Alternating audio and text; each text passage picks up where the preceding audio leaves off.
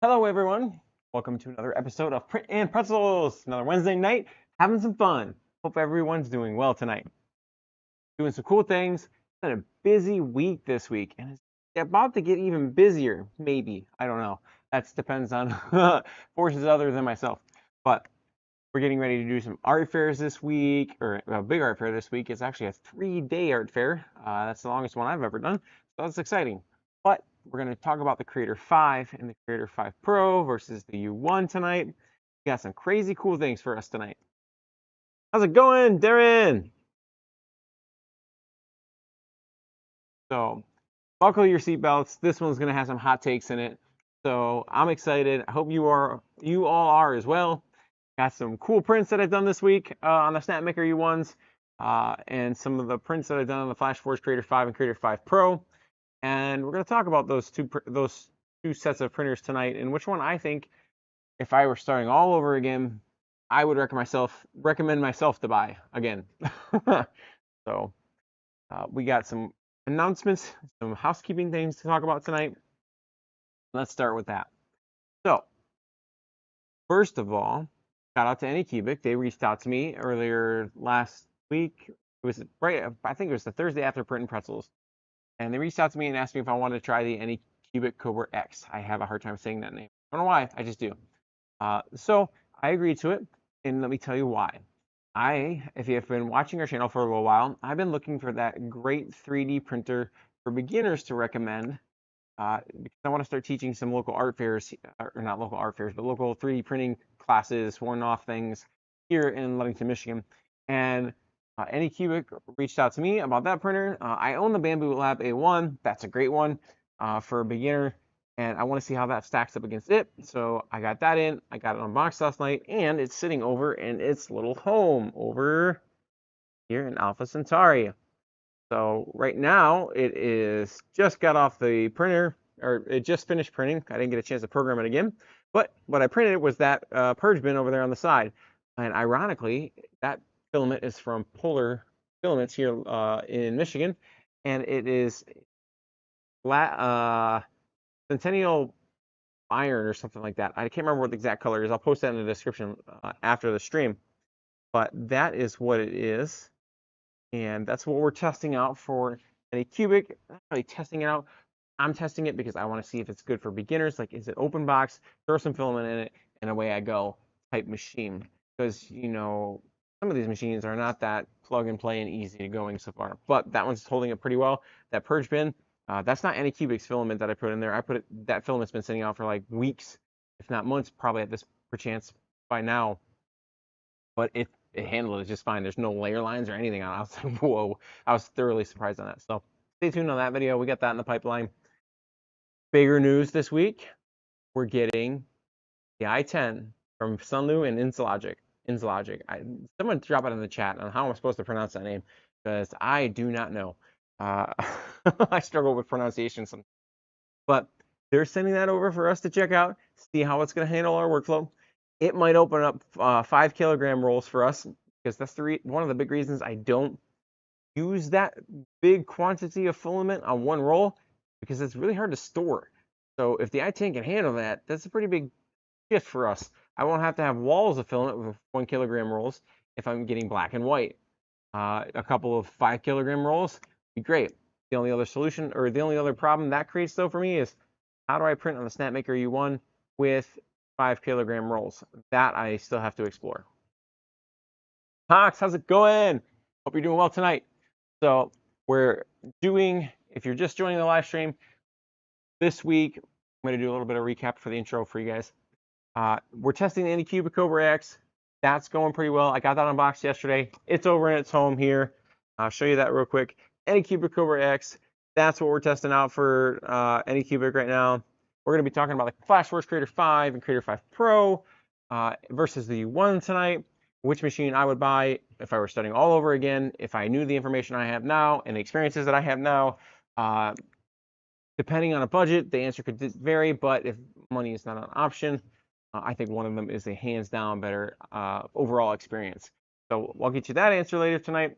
That'll also be the long form preview coming out for that video. If you haven't seen it, week, actually, I think it was earlier today, we dropped the J1 filament dryer video. That came out. I love that dryer. It is doing really well. I love how slim and the form factor it is. Eventually, I'll get a bunch of them and I'll put them on a shelf and I can do like a docking station, a filament library. I just like how slim it is. And most of these cereal, I meant to say cereal, filament dryer shaped ones, they always have that awkward top on them. So I was really excited to get that in and test it out. I really like it. If you have limited space for drying, that's going to help you out, especially with those 1 kilogram rolls and smaller. Okay, how's it going? So we're doing that, and to catch you up to speed, we will be getting, it's confirmed, I have the shipping information, so I try not to confirm things without the shipping information. We're getting in the studio probably by next week for next Print and Pretzels. You'll be able to see it firsthand before it's released, before it gets out on the internet. I got permission to share it with you all. The i10 filament dryer from Sunlu/InsLogic. Hopefully I pronounced that right. If not, drop it in the comments and let me know. Those are the announcements I have for this week. Also, I dropped a first ever Couch with Ken video for our top tier members. So you guys can see what our couch is like here in the studio and some of the cool news that I've been working with behind the scenes. I can't give too much unless for that tier. I'm going to save some of that for those guys. But I had a big event happen this week. A company reached out to me and they want to send me somewhere, but since I confirmed that with them, I haven't really heard from them. But stay tuned. There may or may not be a Print and Pretzels next week. I don't know, but I might be flying somewhere. I might not. It's just dependent on whether or not they get back with me. I gave them my flight information, what they need for me, but I may be going somewhere, guys. So stay tuned for that. But if you want more information on that, that is on the first ever Couch with Ken members episode. So shout out to our members. Thank you guys for everything that you do for us. It really helps out the channel.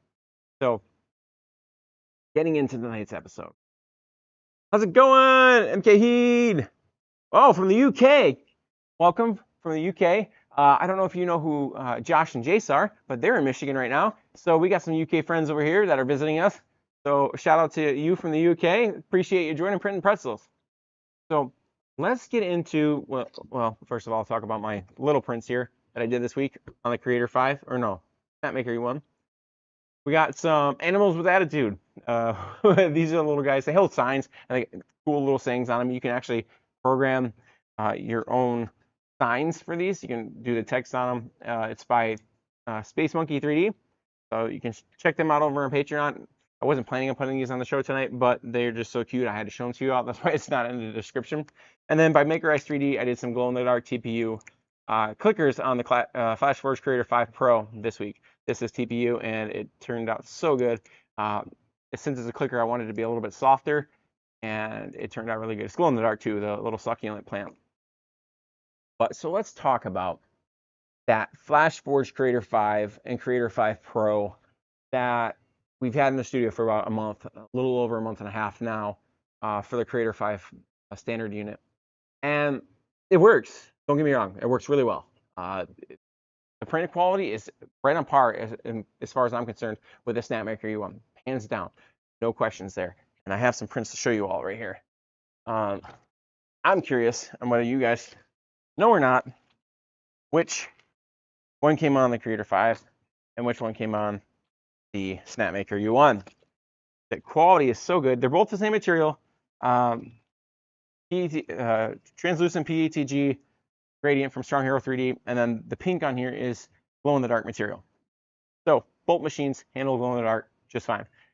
Caveat on that though, you will have to upgrade to hardened steel nozzles if you use the Snapmaker U1. You can get away with it for a little while, but eventually you will get a nozzle clog just because it's not hardened steel and it causes issues and it just be a mess sometimes. I've learned that the hard way, and then I quickly swapped out that last nozzle that I wasn't using as hardened steel on that first Snapmaker U1. Let's see what's printing on them right now. I'm down in sunny Cornwall. All right. So let's go over to Snapdragon 1, I think it's there. Nope. So I had an update there. Wonder why. There we go. You guys should be able to see it now, but I don't know why. I had some updates going on with the new PAX firmware, but here's Snapdragon 3. Right now on it, I am printing a giant shark, which I'll snap back over to you guys, or back over to me here. So I'm printing a giant shark. I'll put this on here. I guess it won't let me do it, but it's a big version of this little guy. And he's got some attitude, but I wanted to use up a bunch of the Elegoo gray filament I have just been sitting in the studio. And I'm really, as part of this next thing with the InSlogic filament dryer, I am testing what it's like to print with filament that's been sitting out for a long time on absorbing moisture, to have like a pain point piece to showcase like, hey, this is what happens when you print with wet filament. But to my surprise, the Snapmaker U1 is handling it extremely well. Like, I mean, there's obviously going to be issues with the filament in it though, but it so far so good. Like, this gray has been sitting out for at least a year and just sucking up the moisture, and it printed really well. There's some layer lines that you can see that has some pit marks in them, but overall it's still a pretty high quality print, and that's just a testament to me on how well the Snapmaker U1 prints. I guess I could do the same tests on the Creator 5 with that same filament with the same moisture levels in it.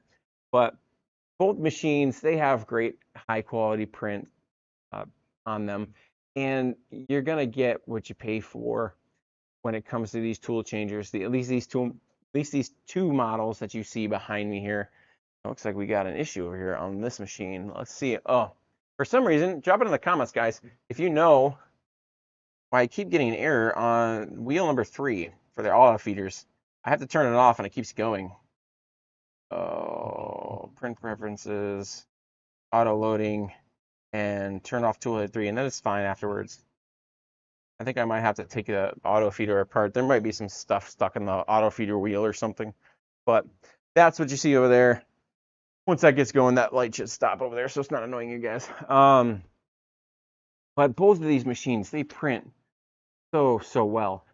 And when it comes to print quality, I have a hard time telling the difference. Now, you're going to tell the difference, that in my experience, when it comes to the prime tower. Snapmaker U1 has a lot cleaner of a prime tower, but as someone dropped in the comments in this past week, that's really what the prime tower is for, though. It's catching all that crud before it gets to the model. So can't remember who it was, but shout out to you for dropping that. That was a really ingenious moment for me. So that was a learning moment for me this week. But I always thought it was just for pressure and not catching like the blobs too. So that's kind of cool to learn. But they print so well on both and any material thrown at them, except for the Creator 5 does, and Creator 5 Pro. In my opinion, it's a little bit easier to print TPU. It's almost beginner friendly TPU on the Creator 5, Creator 5 Pro. With the Snapmaker U1, I haven't printed with TPU in a little while, probably a couple months now, since I had that big fail with that turtle. So in all fairness, I haven't gone back and tested CPU on it. There may have been some firmware updates and stuff that allow it to print a little bit better. But I personally feel that Creator 5 is almost beginner friendly for TPU. So that's where the materials and the print quality there for the two machines, or the two machine series, compare. But now let me talk about some of the pain points here after I look at the comments to make sure I'm caught up on you guys. 52, hello, just joined my live feed. Just joined the live feed. Just got my Creator 5. Having issues with a slicer and mobile app. It goes offline all the time, having to power off and reconnect to Wi-Fi. Rebinding. 52, try reaching out to Flashforge and maybe reapplying the firmware update that might be for your unit. I've had some wonky software issues with our original Creator 5, and it was like one of the, I guess, the production units that first came off the line. So reach out to them to see if you can reinstall the firmware or Flashforge support and see what's going on there. As far as that goes, uh, that sounds like the firmware has to be reflashed. That's just my gut feeling. It's not like the final verdict, but I had something similar with some of the software happen where the tool heads weren't being recognized, and like it was trying to pick up the tool head, but it didn't detect the tool head. So I had to reflash my firmware, and then after that was reflashed, it was printing just fine. So reach out to them on that. Uh, for some reason, they haven't released the firmware out the open air internet for anybody to download yet. I don't know if that's their content plan going forward, but you have to reach out to support to get that information from them. So, but they respond really quickly in regards to like overseas support and stuff. I think it was like 6 hours. I got the firmware sent to me, no problem. So try that and see if it is.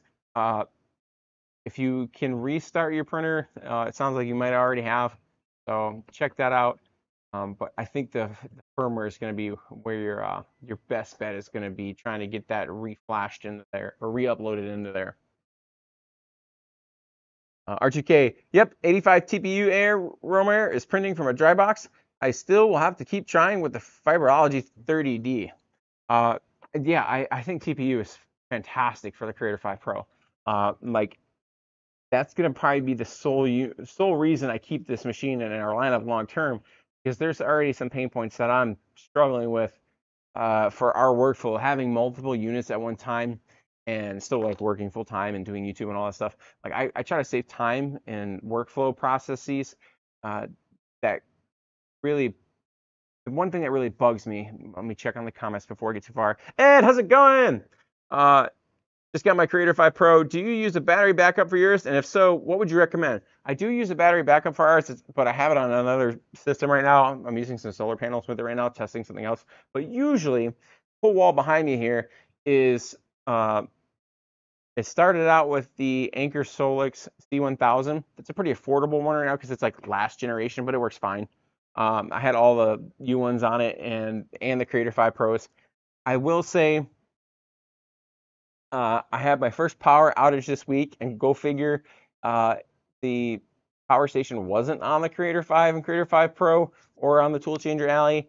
And even though I got a cool plate for the Creator 5 Pro, it did not resume properly. Or no, it was the Creator 5 that didn't resume properly. And for some reason, the tool head was slightly off when it came off, and it just ruined the whole print. Like it was probably a couple millimeters off when it power loss recovery. So that was a big ouch for me. So I wound up having to reprint that. And it's actually what's printing right now. So definitely get that power station on there. Don't be like me and have it somewhere else in the studio. I only have two, so like I got different zones. I'm working on getting the zone that the power stations are at properly backed with the power station, so I can bring that one back over here. But definitely get a power station if you can afford one and it's within your budget. The Anker Solix C1000 with the battery pack BP1000 is going to be your best bet, especially if you have like long-term power outages and it's affordable-ish. I want to say it was like on Amazon, it was like $449. I did a review video on it on the channel here, and you can check that out. It was like a year ago now. But the link is in that video if you want to check that out. So the pain points that I have for these machines, or for the two Creator 5s that we have, Pro and non-Pro, is the filament loading process. And I know there's a bunch of creators out there that have said, oh, it's about the same. It's the same time, but it's different. And let me tell you why. And this is the pain point, like truth, honest, full pain point for me. With the Snapmaker U1, you can load all your filaments at one time, click and go, and it loads it up, no problem. And all four of them or two of them, it doesn't matter. You can do them all. The Creator 5 and Creator 5 Pro, you can't do that with yet. I don't know if that's going to be something that'll change with the software, a later update. But what really annoys me with that machine is, first, when you send your file over, the colors don't line up. Even if you send it over and tell it, okay, I want it for this tool, this tool, this tool, this tool, it still won't line it up. Something happens in the translation, that's added time for me. Snapmaker U1, no problem. That's okay with me. I have no issues with that. Actually, I take that back. One time I had an issue. It picked up like a light tan instead of a pink, but once I've had that happen. So I send that over there, and then I have to, when I switch out the colors, I have to unload it manually, pull it out, or if there's a filament run out, you lose that much of filament. The U1 doesn't have that. Or when you unload it, it takes time to cut it and then pull it out and reload it back up. And I know you still have some of that time on the U1, but here's where it differs. I can program that all 4 spools of filament in there, send it through there, and it takes care of it. The Creator 5 and Creator 5 Pro, and I hope Flashforge fixes it. I really do. I have to load it manually. That's no problem. I can do that. But then I got to sit there and say, okay, load this one. And then it's got to go through this thing. And then I got to click, oh, yep, it extruded filament. And then it's got to go through this thing on the second one and the third one. Like in between those times, I can lose track of where I'm at. I will move on to the next thing in our workflow. And by the time I remember that I got to go back to the machine, that's time that machine could have been printing. So that might not be a pain point everyone shares or even cares about, but for our particular workflow, that's a bit of a pain. Like I'd rather, like our U1s, click, click, click, click, and forget it. It's going, it's doing its thing. I only have to come back and check and click start for the print when it's done. I feel like I'm babysitting the filament process on this machine more. And I don't know if that's going to be fixed in a firmware update or not, but I just wanted to be transparent with you all. That's what I'm experiencing with it. And that's important to me to share with you all. And then the unloading process, I don't enjoy it at all. Even with the new dryer that we have, which makes it easier to have the filament dry and print, just there's only one machine that I think I've seen out there that, and ironically we have it here in the studio, I haven't tried it yet, to make that less awkward with it being on the side. And that's the Space Pie dryer. I've seen some mods out there that you can put that on there and you can feed it right in. So I'm going to try that at some point. I like the Chitu boxes. They work great for printing and drying. I like the modularity of it. It's still awkward for me to load that. Like I feel like it adds more time to the loading process. And those spool holders, forget them. I didn't even put them on the Creator 5 Pro. Catch up on some of these comments. After I get off my soapbox here. The newest Orca slicer has a U1 printing center for multi-nozzle using percentage, a number of value. You got to try it. Mine is set as a 0.4 and tool of 1, 2, 3. Cuts time greatly and infill inside walls. Deborah, I am going to try that because I haven't been able to do that yet. And I want to do this in PAX firmware too, because if you ever try PAX firmware, you can adjust your tool swap speeds too. And I saw a video out there today where the tool swaps are like 10 times faster. And Hawks can probably attest to this because I think he's tried it on his machine. Hawks, if you're listening, drop that in the comments on if you like that or not.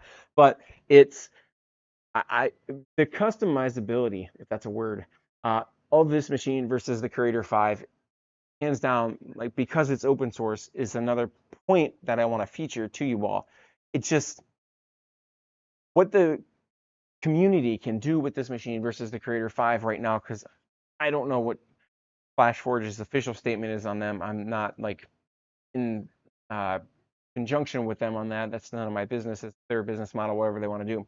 As far as I'm aware of, they're not as open source as Snapmaker, nor many companies are. And this is a lovely ecosystem to be in.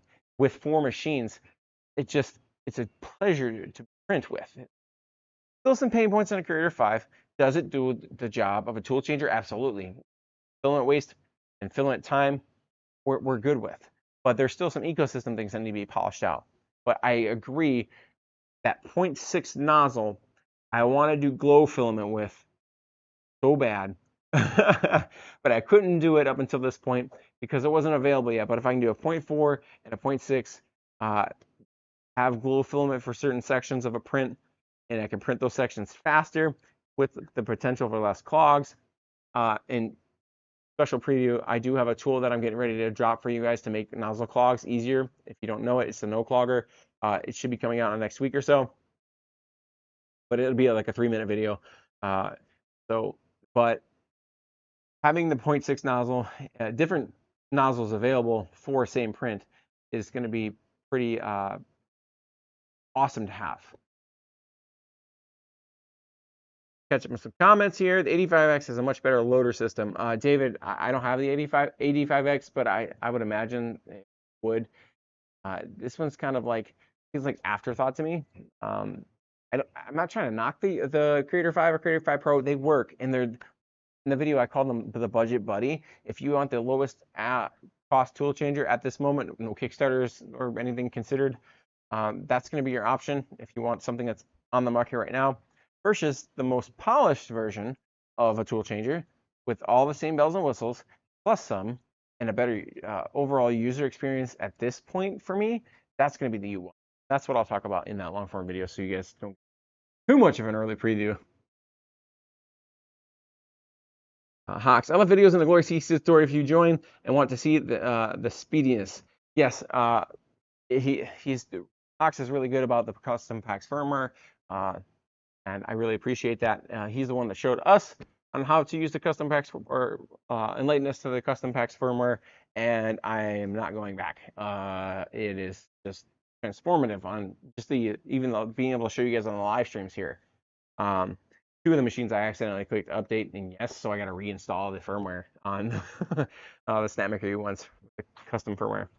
But let me show you guys, take a break for a second. Let me show you guys one of the 2 giant prints that I did this week.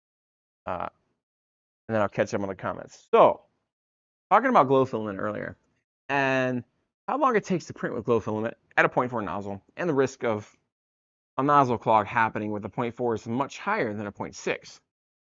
Let me show you what I did this week, all in glow filament. It was printed in 3 separate pieces, but it's all in glow filament. Some of it's from Polymaker, some of it's from Toxin 3D, and it's really cool.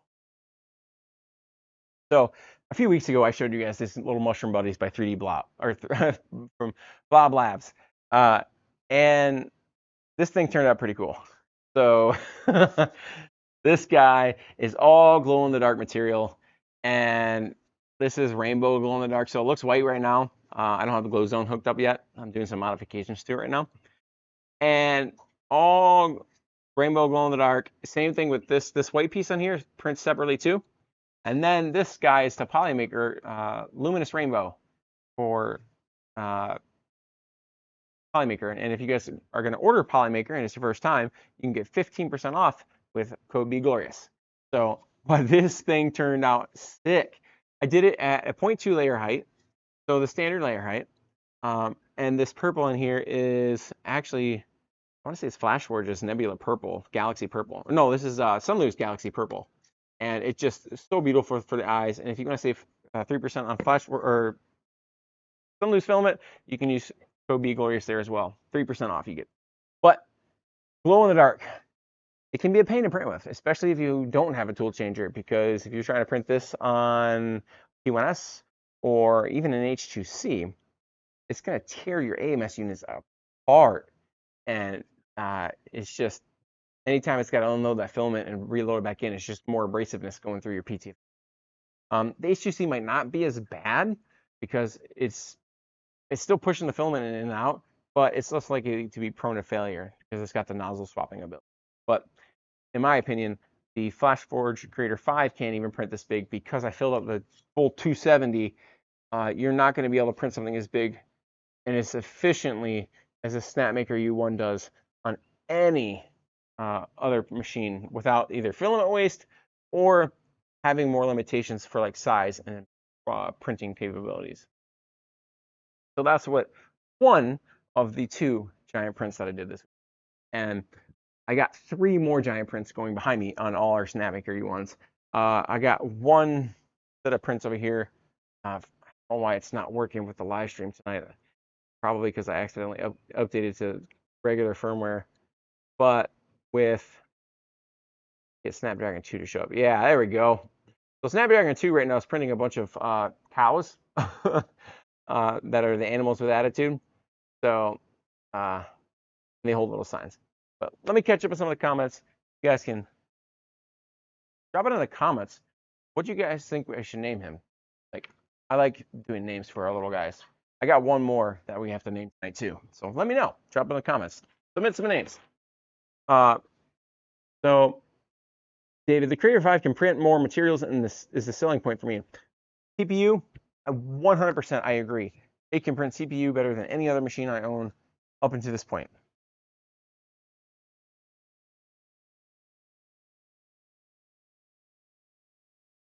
Dear Lord, man, that's awesome. Yeah, wait till you see the next one. The next one, the next big print is I dropped it in the members video that we did earlier. I did earlier this week. And shout out to you members. But I don't know what I'm gonna name this next one, but he or she is pretty cool. Last night I tried to send a print and it wouldn't let me log in. That's weird. Flashforge sent me some of that rainbow filament. It glows amazingly. Yes, they sent me some of that too. The rainbow luminous.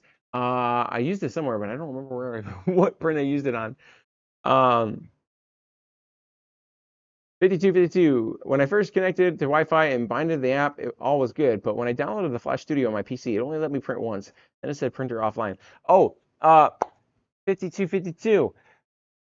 So when I'm sending prints, this is another pain point for you guys for this Flashforge Creator 5. You can only send a print to the printer as if your machine is at its home screen. It can't be on any other screen except for that screen. Kind of annoying. I had the same issue. I'm like, why can't I send it to my machine? It has to be on that screen. And it's frustrating.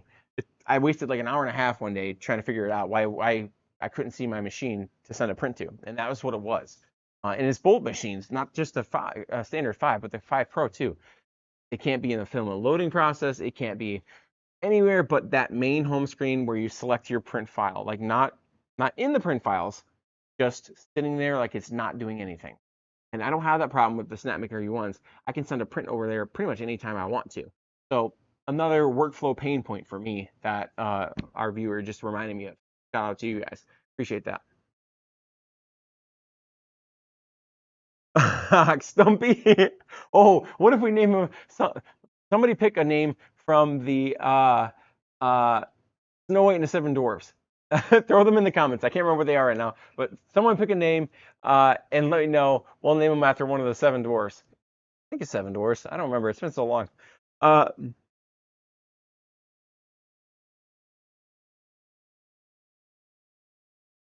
RTK. I've never had that happen. So have you tried? Maybe it's just me. I don't know. Like, have you tried sending so put it on so like your filament loading screen, like you're loading your filament. See if you can send a file during that process, and let me know if it's just me. So then I have to troubleshoot some other things. But I thought that was something everyone might share. Maybe not, which would be good to know. I would actually like to know if it was me. No, David says yes, you need to manually clear the screen. It's a pain. It is for me. Yes, it is 100% a pain. I hope that's updated later in the firmware. All right. So we've been live for about 34 minutes to catch everybody up. So last week we got the Anycobra Cubic X sent to us. I'm checking that out to see if I can do some content for beginners. I'm recommending a beginner 3D printer, and more importantly, for us in person, whenever I get to teach 3D printing here in Ludington, Michigan, I can have a selection of printers that I can say, okay, this is the best of the bed slingers. This is the best of the enclosed printers. And that's why I want to try the Anycobra Cubic X, because I've seen from other content creators out there that this is a really good printer for beginners. Like, it is easy to unbox, it's easy to go. And so far, it's doing pretty good. I'll show you guys over here. That bin that's to the left of it, I printed. It's kind of silly, but I didn't print the benchy. I didn't print anything. I'm like, I'm new to 3D printing. I have this roll of filament. I don't even know what it is. I do know what that is. It's polar filament here in Michigan, but it's been out for like in the air for since March of the Great Lakes Laser Supply Michigan Maker Summit is where I got it at. But ironically, it's pretty similar color to the Anti-Cobra Cubic X. I didn't plan that, but I just threw it in there. I said it was PLA. Didn't do any filament profiles or any tests or anything to dial in the print.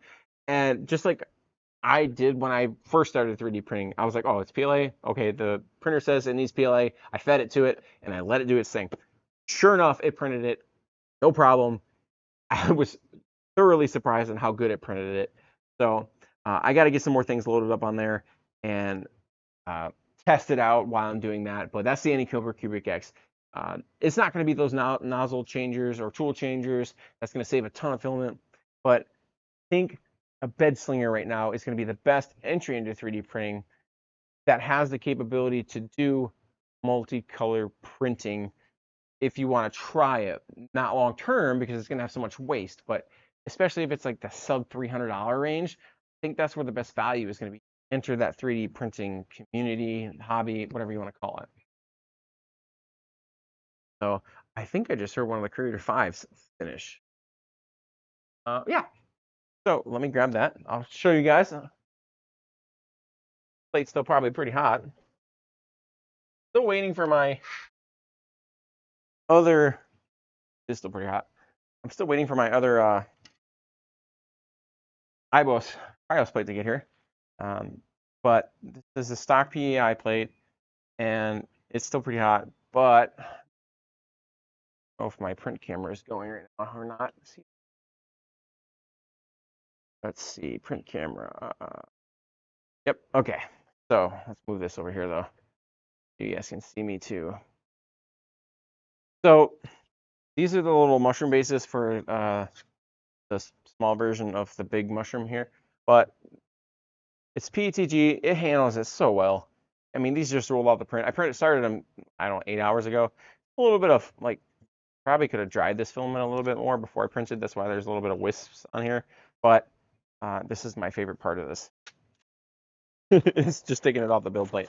But these are what we're going to be selling at the art fairs that we go to. They're from Blob Labs. Let me get it off.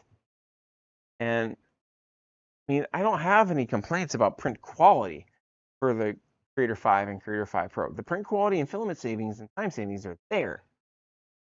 My complaints are usually about some sort of workflow process, and most of that I think can be fixed with firmware updates. I don't want to say simple firmware updates because I'm not on the software side of things. I don't know what that life is like, but I think most of that can be fixed with a software update on the back end.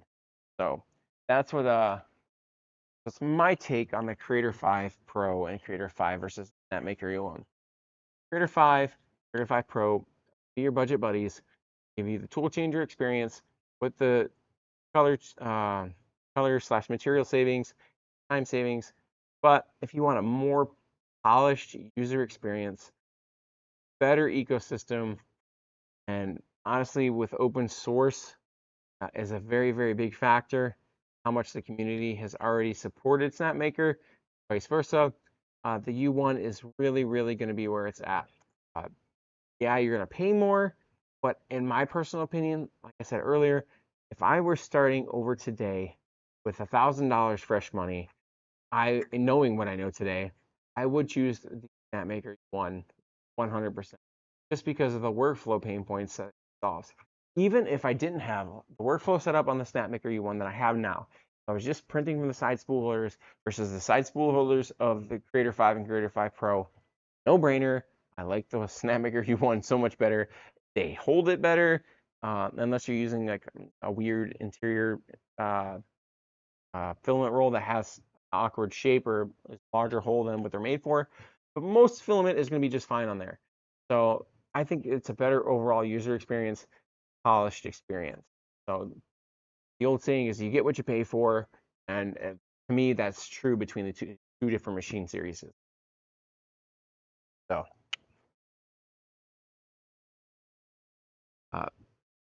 I have 30 hours left on my print, so that's going to be a while. This next print that I did this week, let me get some of these out of the way. It is also, or it's by Space Monkey 3D. We picked up their merchant license this week, or last week. I don't know, recently we picked it up. because I like these animals with attitude, I think I'm going to print for Couch with Ken the wall that's behind the couch. I'm going to start stacking these guys up over there that have the different sayings, and it'd be kind of a gimmick for that area. I'll swap out the signs from time to time, and I'll bring them to the airfairs too, because I don't know, they're entertaining. But this is a little shark guy that did this. But let me know what you think we should name this next print, because it's got some attitude. And I printed this in thanks to all our members on the channel, and it was kind of funny, but it's also kind of cute too at the same time. I was just like, what is this? Is this too much? So this one took me about 2.5 days to print on the U1, and I actually had to swap out a filament roll on the U1. And this is one of the flaws that came on the print when I went with PETG. It had a layer line transition ever so slightly. It's hardly detectable, but it did happen. But without further ado, let's get thanks a lot up here. So how these little guys work? Their heads do rotate. They snap in here. I can't pull it back off because it's so freaking big. I did have to glue these in. I used Gorilla Glue, clear Gorilla Glue, and they're holding just fine. But if you want to take the sign out, you do have to rotate their head all the way around. It's kind of creepy.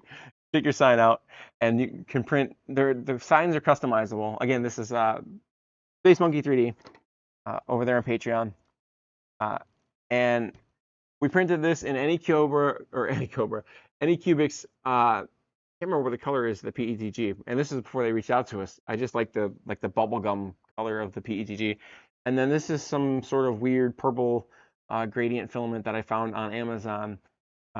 Same thing with this, and this is Sunlu black and white for the eyes. But this thing took forever. It printed in technically 2 big pieces, and then all the antenna gills printed separately too. But 0.2 layer height. And let me turn on the print cam for you guys and see. And I'll show you if I think I can get it to show up on camera. So ever so slightly, yeah, right there. Ever so slightly, when the filament ran out, it sat for about, I don't know, 4 hours. And then I resumed it with new filament because I didn't see it right away. It wasn't down here. But it did have that little teeny tiny line. Not a big issue for me. Because it's hardly noticeable, even from close up. You really have to stare at it, and it doesn't affect like the integrity at all. But it took forever, and I'm really enjoying it. So let me know what we should name this little guy.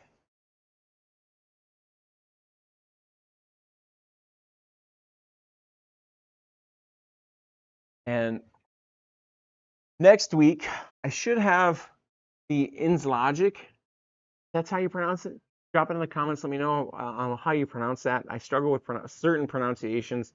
Sunlu and InsLogic have come together to make a really cool filament drying cabinet, the i10. They're sending that to us to review, to check out, because one of the pain points in the studio is I can't really use bigger rolls of filament.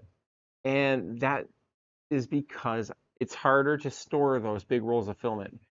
I have a ton of 1 kilogram rolls, but if I used a lot of black and white filament, whether it's PLA or PETG for different models, I'm constantly burning through it. So if I could buy bigger rolls of that, that would solve getting more filament rolls or more refills, and it just would save money over time.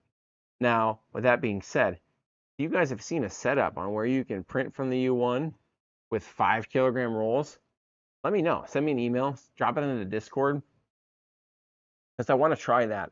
I want to see, like, if I want to print, I don't know, just black and white on one side of the machine, keep our Creality Space Pies on one side, and just do an extended print session of black and white. That'd be pretty cool. I'd probably just call it Ins Logic. Okay, that's what I thought. It's always a struggle with some of these names for me.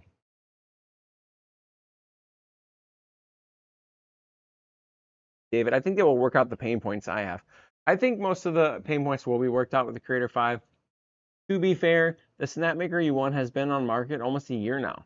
So they've had that much time to work out any of the bugs that or pain points that we've had over that period of time. The Creator 5 and Creator 5 Pro have not been on the market nearly as long. So it's important to remember that with time, these developments do happen for the most part. I can't speak for like the future because I don't have a crystal ball. If I did, it probably wouldn't work anyways. But just keep that in mind when you're looking at these two machines.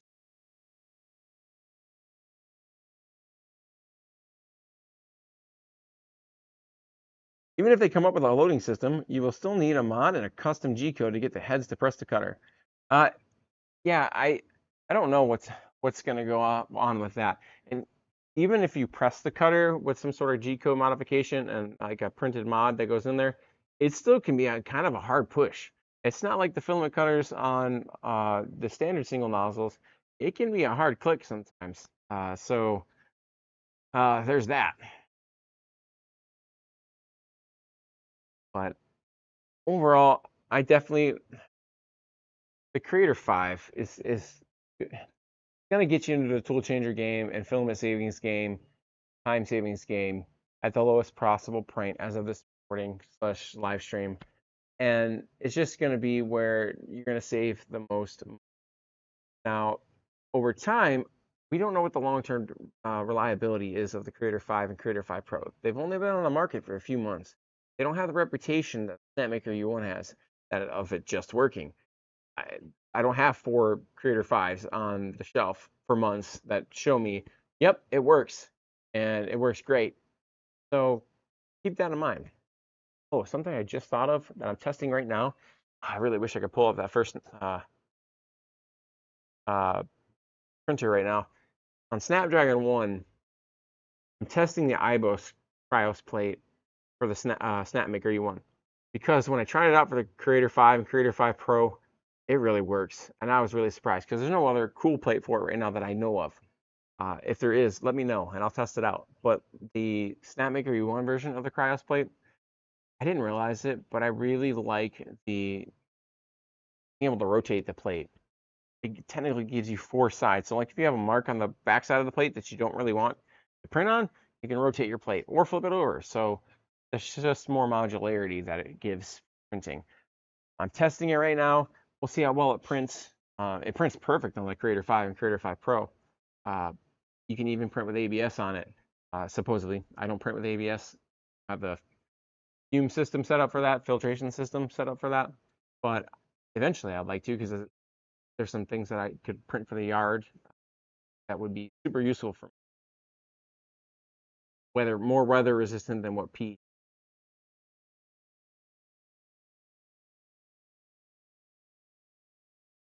David, I want to see how it is 6 months from now. And that's what I'm saying. I want to see, and I'll be here to do it. The Creator 5 and Creator 5 Pro aren't going anywhere. Still got plenty of tool changer space for other tool changers that come into the studio. But I want to know what it's like to print with these. I want to know what it's like extended period. We've had the Snapmaker U1s. We know they're doing great. I've done their maintenance periods, and I haven't really done much else. So other than a couple nozzle uncloggings. If you haven't, get yourself a no clogger. It makes dealing with filament clogs so much easier. I'll be dropping a video for that soon. So, but what pain points have you guys had? Drop it in the comments, replay family or chat family if you're live with us, on what pain points you have for your machine, for your Creator 5, Creator 5 Pro, or Snapmaker U1. What have you experienced that just really grinds your gears per se? And let me know in those comments or in the chat because I want to know. I want to know if I share them with you or if there's something that we might need to help you with, or there's a resource we can point you to that can help you with troubleshooting that. Because it's important. Like I want everyone to have a good experience. I don't know if that's a mission statement or what, but I want everybody to enjoy it. I know not everybody will, and it's not for everybody, but I want to help provide that best possible experience by just even simple recommendations. Ox sent you 2 options for spool holders on the U1 in Discord. For spool holders for 5 kilograms rolls for like the side, because the other thing I thought about doing for those 5 kilogram rolls is using, although I don't know if they'll fit, never actually had a 5 kilogram roll. I've had a 3 kilogram roll. That's pretty big. I can't imagine what the 5 kilogram roll looks like. Will it fit into the SP2, or do I need a bigger dryer? Is there a bigger dryer for 5 kilogram rolls? No, I don't really have a whole lot of experience with that large of a roll. Just they've been too hard to store. But apparently the i10, I don't have it yet, but it's on its way. I got the tracking number. Can store up to 5 kilogram rolls. I guess you can move the bars that they sit in on in there. I'm excited to check that out. That molecular sieve, I think it's how you sieve, molecular sieve, that's how you pronounce it, is really interesting to me because if I have filament that's been sitting out forever and I don't print with it a whole lot, can I put it in that cabinet, dry it over time, costing way less electricity than what an active dryer would? That's really cool. What's this price point coming out? I don't really know that information yet. If I did, I'd let you know. I don't know what the price point of this machine is going to come out. I'll know that closer to the release date, but it's a really promising machine. The only thing that I wish they had done with this right now is I wish there was a way to print with it from the cabinet. I don't know if there is or not, but I'll be investigating that. And I'm not. I'm interested to see what the reasoning is behind that. Because if you could have this sitting next to your printer, drying filament over time, but also being able to print from it, that would be interesting. But is it because of the technology they put in there? Is that why it's like that? I don't know. But I want to explore this machine and see what it can change for our workflow.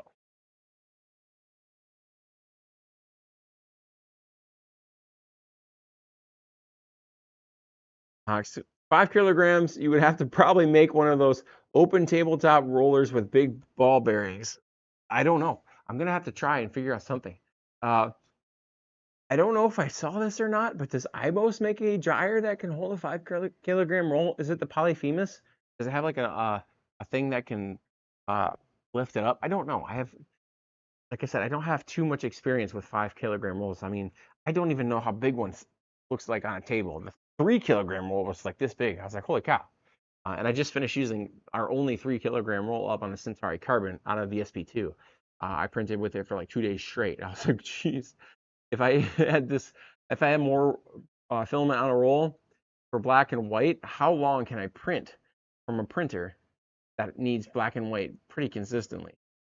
That's something I want to test out. Like, how long can I put this through the Snapmaker U1 and it doesn't clog? 1 kilogram rolls you can go through pretty quickly if you're printing things like this. 5 kilogram rolls, like how many giant cows can I print on the Snapmaker U1 with black and white filament and a little bit of ochre or pink for PETG for the nose.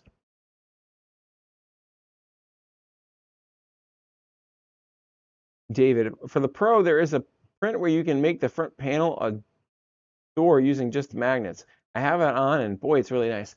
Oh, that's something else. Another pain point that I don't have on the U1 because of the door handle is like you can grab it from both sides. Drop it in the comments. Give me a thumbs up if you guys have ever tried to open your door, your Creator 5 Pro, and your hand slipped off it. Is it just me? Is it just a Ken thing? So many times I've reached for it and okay, well, now I have to open with I know it's supposed to open with the left hand, but I'm right-handed and maybe I'm backwards. I don't know, but it's something that I've experienced. Like, I don't know, could we have made the door handle with symmetrical sides so you can grab it from both sides? I'm sure there's something you can print, or maybe you can even rotate it to the side that you want.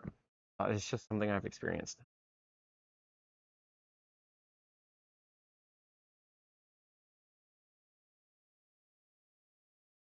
Oh, I wanted to ask you guys, do any of you guys own the Anycubic Cobra X? If you do, let me know whether you're here or in Discord. And what are some of the things that you've printed to make your life easy with that printer? Because I'm exploring that right now.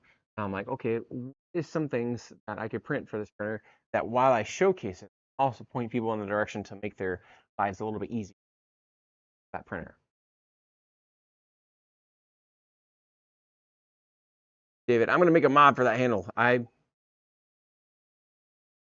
The print I'm talking about is for the top hat. The top hat can be magnetic. That's pretty cool.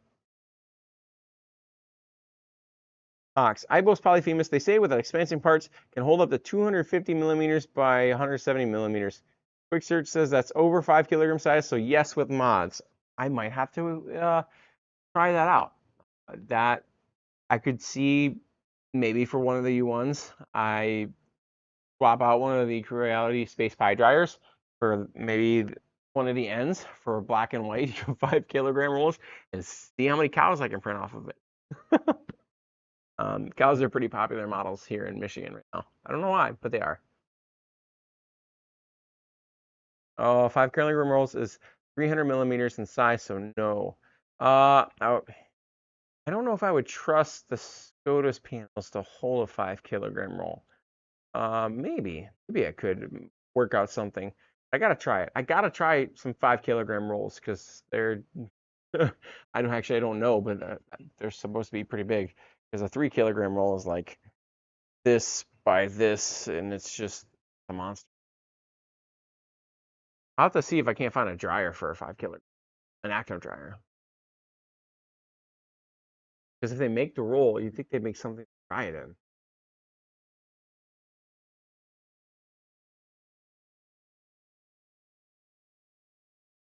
So if you're just joining us for the live stream, this week we're talking about some updates that we got going on in the studio. We may or may not be here for print, or I may not be here for Print and Pretzels next week.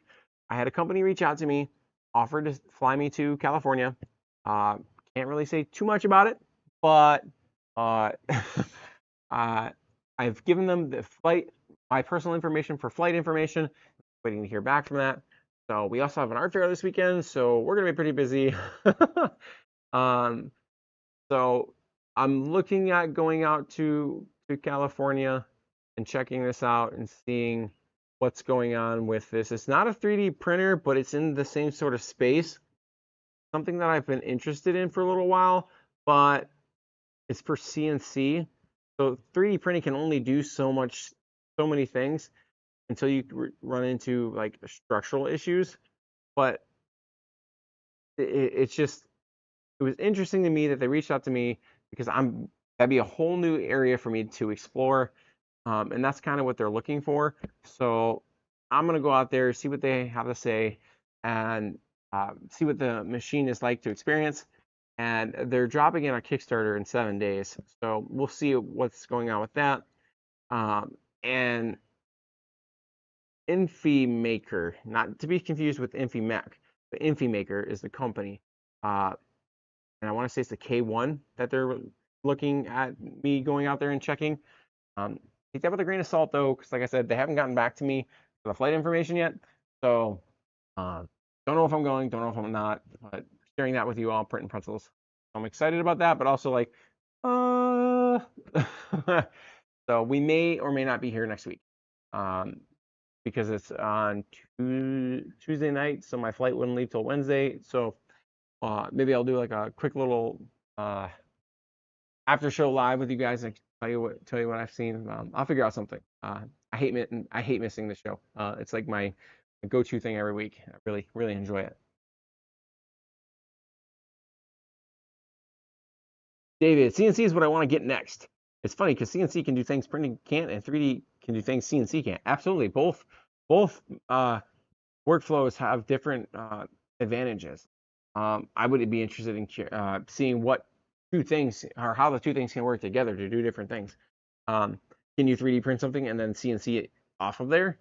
So can you 3D print something and then like CNC, I don't know, something out of the 3D printing? Can I melt a bunch of filament together and then CNC the filament into a statue? I don't know. Like that's just off the top of my head. But CNC is interesting. You can carve things on a metal, stone. I'm like, this is crazy. So check that out. I didn't put a description in there. I wasn't sure if I was going to talk about it tonight, but here it is. That's what I'm looking at and why there may or may not be a Print and Pretzels next week. I want to be fully transparent with you guys. And if we are here next week, it's probably because I didn't go out there. So, and I'll keep you guys up to date on that. So, it was surreal for me for that kind of thing because if you had asked me a year ago if I would be potentially flying out to California to check something out, I'd have been like, what? And here we are. So And that's because of you all. That's because everyone that attends Pretzels every week, clicks on every video that I put out there, watches every video. It's just because of the support that you guys all provide through watching. So thank you all for that.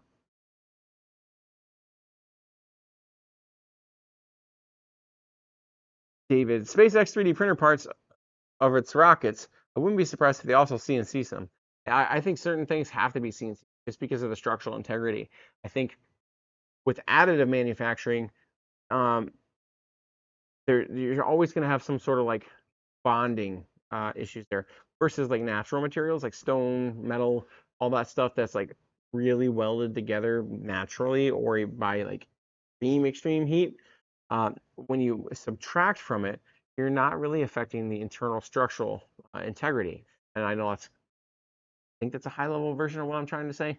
But you're not going to have like if I carve this out of metal, you're not going to have the issue like if I were to like apply force here, it's going to take a lot of force to break it versus what this it would take the model, but also it's going to take a lot more material to carve out of, be denser and all sorts of things. I mean, it's just something that's cool to explore. And I'm leaving 3D printing, no way. I enjoy it way too much, but it was cool that they reached out, and it's a workflow that I've been intrigued in. But it's also like I don't know much about that world, and will that world fit in with 3D printing? Because if it doesn't, then 3D printing is my shtick, and I like it. um, so we'll explore it, and I'll keep you guys up to date on that. So, but the Creator 5 and Creator 5 Pro, uh, you're not going to go wrong with either machine as of this point.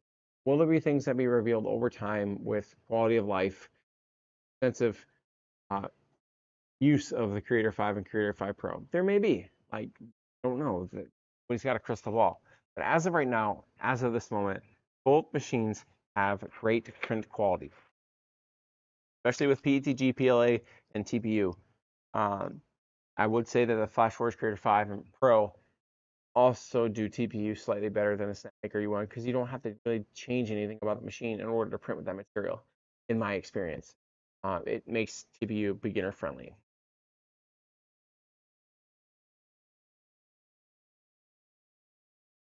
Got a question for you. You could write a sign. This octopus, well, I guess I have more than one octopi. What would you put on the sign?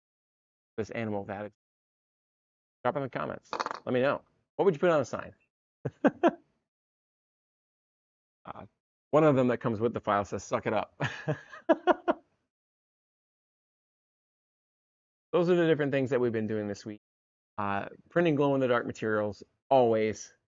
Still looking at doing like the whatnot shows and stuff, so stay tuned on that. I'm getting that set up. I'm testing something. Can't tell you what.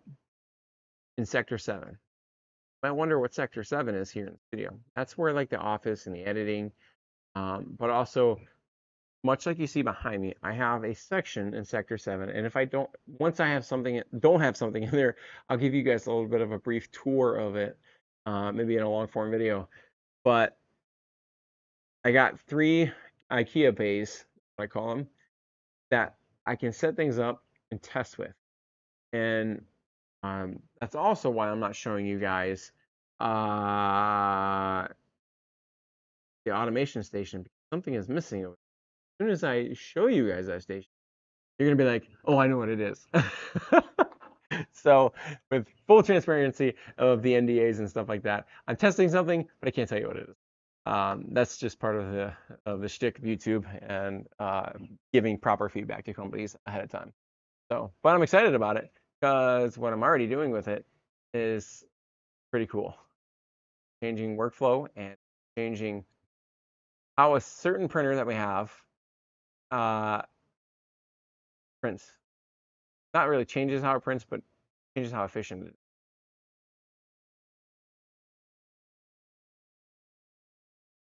David, how do I easily convert Bamboo 3MF files for the Creator 5? I think I have a user error going on. I don't really know on that one. That when I usually create them over or flip them over to the Creator 5 and Creator 5 Pro in their Flash Studio, it usually does it for me. Just articulates it in translation. Make sure that I think can go over in my head. I think in the slicer when you do it, I usually wind up opening mine straight from the slicer. Like I'll go in like File, Open Project, and then select the file. If you're not doing it that way, are you like right clicking the file and then trying to open it up in Studio or in Flash Studio? Don't maybe it's like the way you're opening it. I don't know certain, but I usually don't have an issue with the translation. Maybe try checking like what printer selected. Sometimes when I port ours in, it wants to put the Bamboo printer Flash Studio, and it's like, hey, I don't know what this is, and I have to tell it that it's a Creator 5 or Creator 5 Pro. Pause it for me.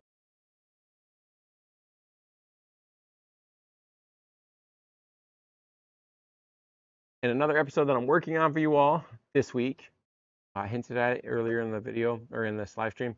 I'm working on a short version of how to clear a nozzle clog Snapmaker, because over the last 6 months I've had a few, probably 3, 4, I don't know. I've lost count because they're so infrequent. And it's usually with glow filament because I'm at a 0.4 nozzle. It happens. I'm a little annoying, but it does happen from time to time. And the no clogger is going to be the way you unclog it. And if that doesn't work, then you know you got to take your tool head apart. But check that video out when it drops, probably next week sometime, because it makes unclogging a nozzle 2 or 3 minutes or less, and no undoing filament screws or filament, no undoing tool head screws.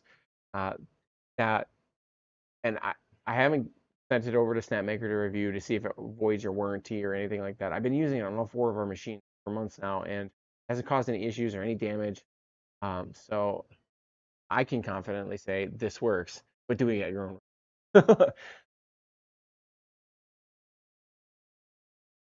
Opening a studio, they come in, they usually don't show the parts, so I can assign the colors. Huh. I don't know. I don't know what's going on with that one. It's because usually when I import them in, it imports all the colors and stuff with it too. Sometimes the colors are wonky. I just reset the colors, but haven't really had any issues with porting in 3MF files. Creator 5 and Creator 5 Pro are doing well. I don't have like too terrible things to say with them. Just workflow pain points that I deal with. And over time, I have experienced them both. And full transparency, I just enjoy printing with the U1s more than I do with the Creator 5 and Creator 5 Pro. That's personal preference because there are certain things that I like give me time. If you don't have a mini print farm like you see behind me, then you won't probably even experience the things I'm talking about in the ways that I do. Or if you have different workflow, if you work with different materials, things like that. Some of them you will, like translation of colors / filament from the studio to the machine, filament loading times, or loading one filament and then waiting for it to load, getting distracted, and then coming back and realizing you're distracted 20 minutes later, and your machine could have been printing the whole time. That's just something that could be a me problem. I don't know. Let me know, guys. Have you experienced that too? So, sent goat trophy. Goat trophy. All right, I'm excited to see what you got. Speaking of goats, Snapdragon 1 is printing a giant goat for that. I'm using some more of that Elegoo gray up, and let me know what you guys think I should put on that print. What I should put on the little sign that you can put these little guys holding up. This one says thanks a lot because it's an axolotl, so it's really cute, but it stares at you all sorts of wrong. But just trying to use up some of the old filament that I have that I thought I'd use more of, but I don't. So, but it's just so much fun to put. If you would have asked me a year and a half ago to print something for over a day. Just have it on the printer for over a day. If I felt confident in printing for that long, I said, heck no. Even on the P1Ss that I have, like, I would have said heck no, because if you're doing that many colors changes, that's that many times that your purge chute can clog up. I mean, and then that's just how awesome the Snapmaker U1 has made multicolor printing and multi-material printing, because there's so many things that can go wrong, and for it to be that reliable. And the Creator 5 Pro is too. Don't get me wrong. I printed some big things on that as well. What was the biggest thing I printed on that? I printed a giant flamingo about this size, not quite as big because it's not as big of a build plate, but it did, and it came out just fine. Except that the first time I tried it was the first time I realized that the color translations don't happen properly from going and just printing. That's how I got an all black from half a black flamingo, and I stopped the print because I'm like, I don't want that. So that's how I learned that lesson the hard way. But anyways, the tool changers make these printers so much more reliable for extensive long prints. I don't know if you guys were here for last print in Pretzels or not, but I'll show you guys the $200 print that I did on the Snapmaker U1, and it is just wild. It's called Lance the Octopus, and he's on the couch now with the cats. But this thing, there's no way, absolutely no way, not even considering bed size, that I could ever print something like this on the Snapmaker or on the any bamboo machine without extensive long times a year ago from what today is. Sure, could you do this on the H2C now? You absolutely could. And it'd probably take you at least a third more of the time because of the filament retractions.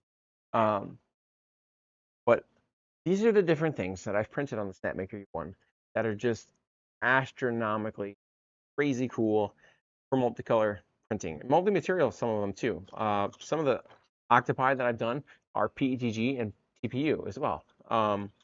And it's harder to do TPU on the Snapmaker U1 than it is the Creator 5. So if I need to do something with TPU, I do lean towards the Creator 5 and Creator 5 Pro a little bit more than the Snapmaker U1. But that's only like 5 to 7% of our workflow, if I had to guess off the top of my head. Most of our stuff printed on the U1s. They're always printing something for the business. So they're just always going. It's very rare that I stop them because I have to do maintenance on them usually. David Walton, talking tool changers. Finally got my Wondermaker Ultra S. So far, print's decent. David, congratulations on that Wondermaker Ultra S. I was getting a little worried there for the Wondermaker backers. I was like, what? It's been quiet. Everything has been quiet on the Wondermaker. So that is awesome to hear, and I'm glad to hear that you're getting some good quality prints out there. That would be another addition to the tool changer, or the different tool changers that are out there. That's just more competition in the space, which helps drive prices down and quality up for everybody in the community. So congratulations on that, and good to see you, David. I know it's been a minute, but I'm glad to see you got the Wondermaker Ultra S. Send me some pictures over on Discord or an email. Let me know how that machine's doing for you. Let me know if you feel confident in printing something this big on the Wondermaker. What's the bed size on that printer? Don't mind me asking. Isn't it 300 by 300? I think, or is it slightly smaller because they put the tool heads on it, the multiple? I know the Wondermaker ZR has got a 300 by 300.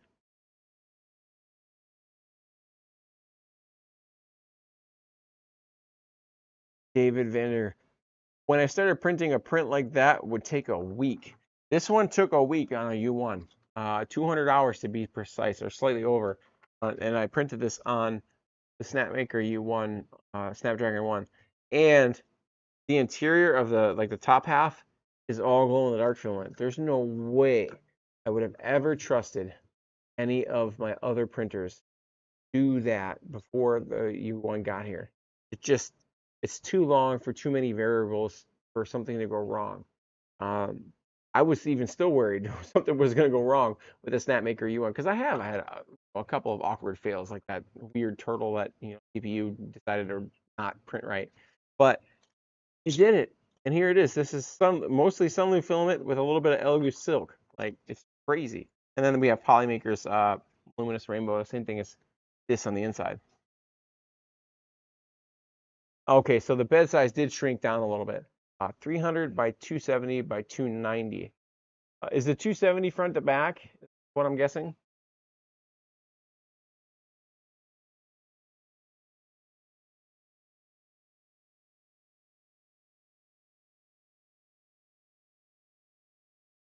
I'm super excited for the potentials of where these tool changes are going.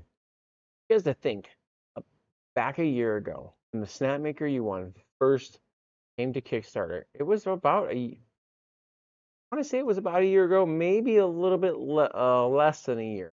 It was right around the beginning of September, so we're almost at a year mark. We didn't even, tool changers weren't even on our minds. I mean, other than a Prusa Giant Core 1 XL, something like that. It's the giant 5 tool head changer, which is astronomically expensive. But other than that printer, there wasn't any tool changers in existence. Then they announced the U1. Then Bamboo said, hey, we're going to do the H2C. I mean, that's not a tool changer because it doesn't save time. It still has filament retractions and additions. But over the course of that year, look how far we've come. We now have 2 tool changers. We got more that are coming. The Soul Ball is coming. Creality is coming with one. Where do you think we're going to be at in a year from now? I don't know, but it's going to be cool where we're at. We're going to have more innovative technology. We'll definitely have the Creality K3. That'll be here. Probably maybe even the K3 Plus or K3 Max. So what does that force companies like Snapmaker and Flashforge to do? Do they make bigger units? Is that what's coming from them? Keep up with the innovation? I don't know, but it would be whatever is going to happen is going to be cool. It's going to be exciting to be in the 3D printing community. Hope you guys realize that. David, no, 300 by 270 since the tool head is in the back. Okay.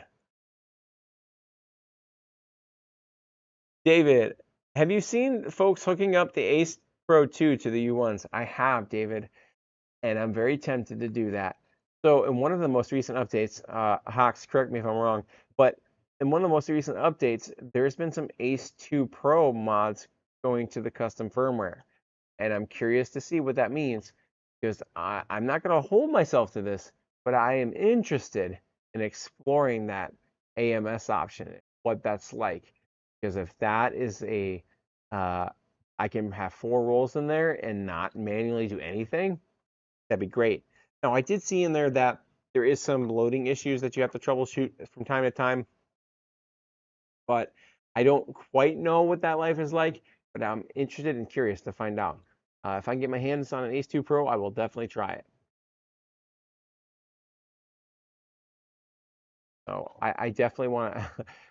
I have been shouting from the top of the hill since January when I made the $1,000 mistake, maybe even before that, the $1,000 mistake video on how I think tool changers and AMS units are a great complement to each other.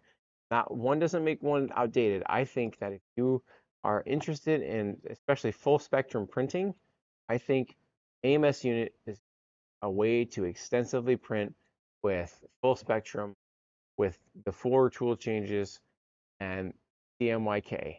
So take that with a grain of salt though, because that's a theory that I have and I don't know. I mean, nobody knows, but I think it would be great to have 4 tool heads with 4 AMS units that have each AMS have its own primary color loaded into it.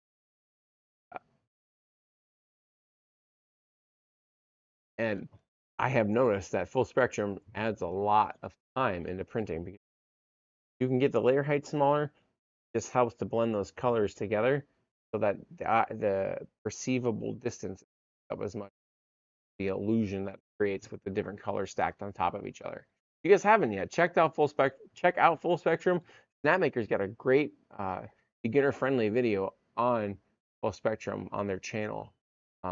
I recently went through that video and I did a test print of full Spectrum on our U1. I was pretty fairly impressed. I'm waiting to get some more translucent filament to try that out further. And I actually want to try some gradient translucent PETG because I want to see if I program it in the slicer. This is mad scientist thinking out loud. If I program it in the slicer with PETG that's got gradient variance to it, if I use the CMYK versions, although I don't know how I would do K with gradient translucency. But anyways, the three primary colors in there with gradient translucencies, what kind of weird things can happen? Like, because some of the fun and cool things about gradient filaments is because you can't always, I mean, you could if you really measured it out, but you can't always predict where the gradients are going to come out. What happens when you blend three gradients together in the aspect of multicolor printing and, more importantly, full spectrum printing? Just doing some crazy things.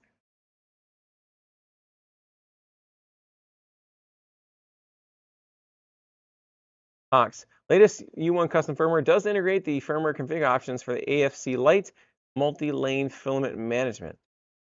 I'm going to have to investigate that, Hawks. I'm excited. If we can get reliably AMS unit with one of these tool changers out there, I think it's not necessarily going to wake a bunch of people up, but I think people are going to realize, okay, what can we do with this now? Tool changers and an AMS unit. Now, my question is, how can we limit the retraction for that tool head? Because one of the pain points that I have with glow filament with the single nozzle printers that have AMS units is that retraction, and I don't know what the other word is for when it goes out, but when that happens, it creates a lot of friction and it burns out your PTFE tubes with the abrasive filament. That could be another potential pain point that resurfaces with that. But can we limit the glow filament being moved in an AMS with one tool changer? Do we use it in the slot that doesn't get used very frequently? I don't know. But, or do we use glow filament in the sense of your main color is, well, white glow filament, and you know, there's so many different options. Or can I, there's another thought. Can I, what would CMYK printing in glow filament be like? Maybe I need to test that out. I don't know if there's any magenta or cyan for glow filament, but I'll have to try it out. I think something's got some cyan filament. I think we got an issue there on that printer. I just put one on mine, and I think it will work awesome to color prints. That'd be pretty cool. I'm very intrigued on the Ace 2 Pro, especially now that you don't have to like do any mods to your, like physical mods to your printer, like cabling and stuff. Let me see what's going on with this printer. Possible spaghetti detection. I don't see anything in there. Please inspect the model if any defects are acceptable or not are found. So continue. There's like a little noodle in there, but everything seems to be doing pretty good.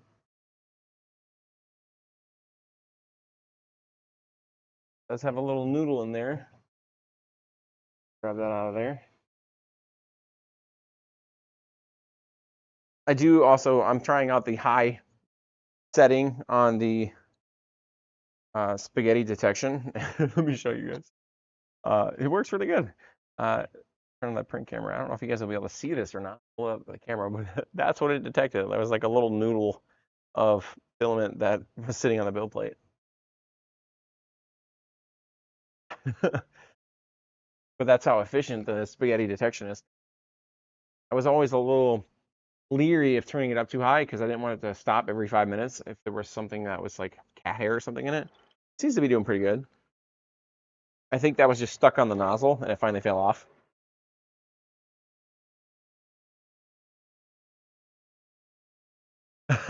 David Walton, you want to send me a distress signal. I saw that.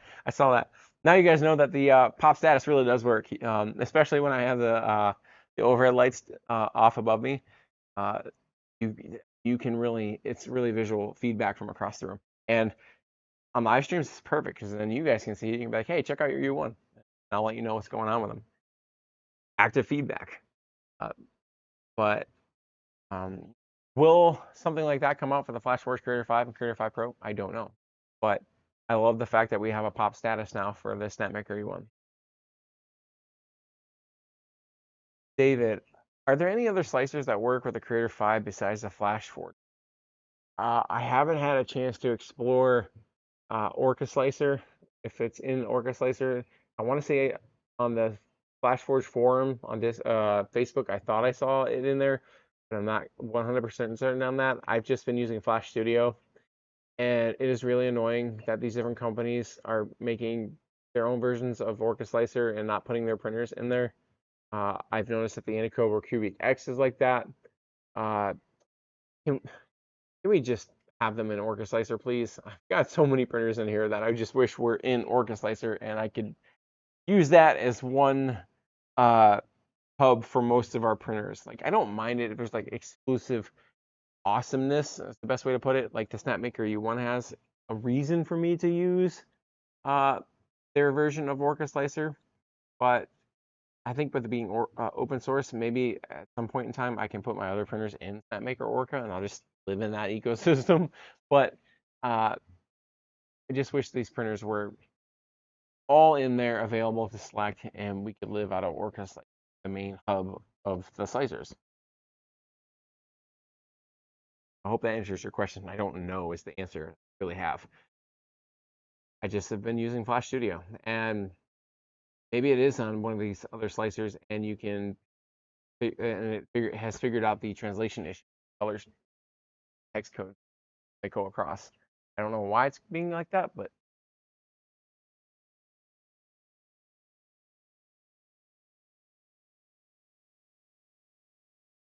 David, I completely agree. Chitu has the issue too, but their slicer is better. Like, if you want to make your own version of Orca Slicer, I'm not gonna. Nobody wants to. I don't blame anyone for wanting their users to use their machine and their own software so they can keep it integrated and work on it and not have to publish to a public forum. Get it. But I'm saying people like myself, we got 5 printers from 5 different makers, and I've got to use 5 different slicers. It can be a slight pain. Take for instance, I'll tell you a pain point about Bamboo Studio, and maybe you guys can help me figure out a way around this pain. Bamboo Studio and Snapmaker or any other version of a slicer. If you do a text option, Bamboo Studio, you save it, translate it over to Snapmaker Orca Slicer, or any other version, you cannot edit that text again. You can't. The slicer will not let you. Something happens in translation. Can't remember exactly what it is called, but you cannot edit the text again. It is permanently forever that way. It's something about the way, I think it's the way Bamboo Studio encodes text versus the way Orca Slicer encodes text. So if you guys haven't experienced that, keep that as a heads up. I found that out the hard way. Kind of frustrating. Because I print a bunch of price signs for our studio, for our art fairs. And when I want to edit a price sign, I have to make sure that I go into Bamboo Studio and edit it, and then port it over to Orca Slicer or Snapmaker Orca, use it there, but not save it. As soon as I save it, it overwrites it, and goodbye. Roy H808, seeing 4 Snapmaker U1s in the background says it all. Yes, yes, 4 Snapmaker U1s. I love that ecosystem. I love the ecosystem so much. I love the open modularity of it and the open source of Snapmaker. There is pain points with the Crash Forge. With the Creator 5 and Creator 5 Pro, there are pain points, but you get the same base tool changer technology, the same filament cost savings, the same time savings, roughly. I'm not the guy to break down the specs on both machines. I'm the guy that says, hey, I use these every day, and this is what I see. There's tons of other creators out there that do that kind of in breakdown, nitty gritty specs. I'm more of a, I feel this while I'm living with the machine type review content. If that works for you, I appreciate a like or subscribe and keep up to date on these different machines as we get. But if I live with the machine, I'll let you know what frustrates me and what doesn't. And it's my hope that when I give those frustration pain points, these companies will take them back and they'll receive them and they'll be like, oh, okay, so this is what we can improve on our next model, or we can improve these through software updates and make quality of life better for everyone, not just for little old Ken in Michigan studio. That's the whole point of this, is to be able to give you guys feedback on what I'm experiencing and the company's feedback on what they Fox, preach. I have to keep Bamboo Slicer installed just for text changing, then save and open in Snorka. Yes, that pain point, it really, without, it just sucks. um, but I hate text editing. It's the worst. I'm sure there's a way around it. I just haven't figured it out yet. If you guys do know it, drop it in the comments. Replay family or chat family, drop it in the chat. Flashforge is fitting right now. Yes, that was not intentional. Uh, I do notice that the machines move a lot. I don't know if you guys can see them over there. I haven't got the full illumination going on for the LED light bars and stuff for the other bays, which will help illuminate that area. And something you guys will notice over the next couple of weeks, I am moving that filament rack from the top because I have reached the max height that I can put a machine, and I don't want to lower the shelves because that filament is going to go into, I don't know if I'm going to name it Color Corridor or Filament Freeway. Shout out to you, Ed. I got your message on that, or the comment on that. I think it's a great name. I just don't know which one I'm going to settle on yet. Maybe there's some other ones. I want to name the hallway that I'm going to hold all the filament, and I'll give you guys a little tour once that's all set up. It's going to look pretty slick. I'll have like PLA, and then PPE, and then a little section of TPU that I print with. And on the opposite side of that hallway is where I'll do all like the whatnot sales and stuff that we're going to wind up doing as get over on that platform. So excited. I'm building something for that area actually. You guys got to see the prototype of it, the glow zone. I'm actually printing something now actively in PETG, the frame for the glow, the next version of the glow. I'm going to call them glow bays or something like that. And I'm printing the frame now.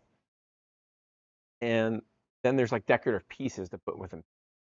It's by Printable Accessories. Once I get that project fully up and running, I'll show you guys that link so you can check it out. You can actually use them for printer enclosures. There's like vent ports on them. They're really slick.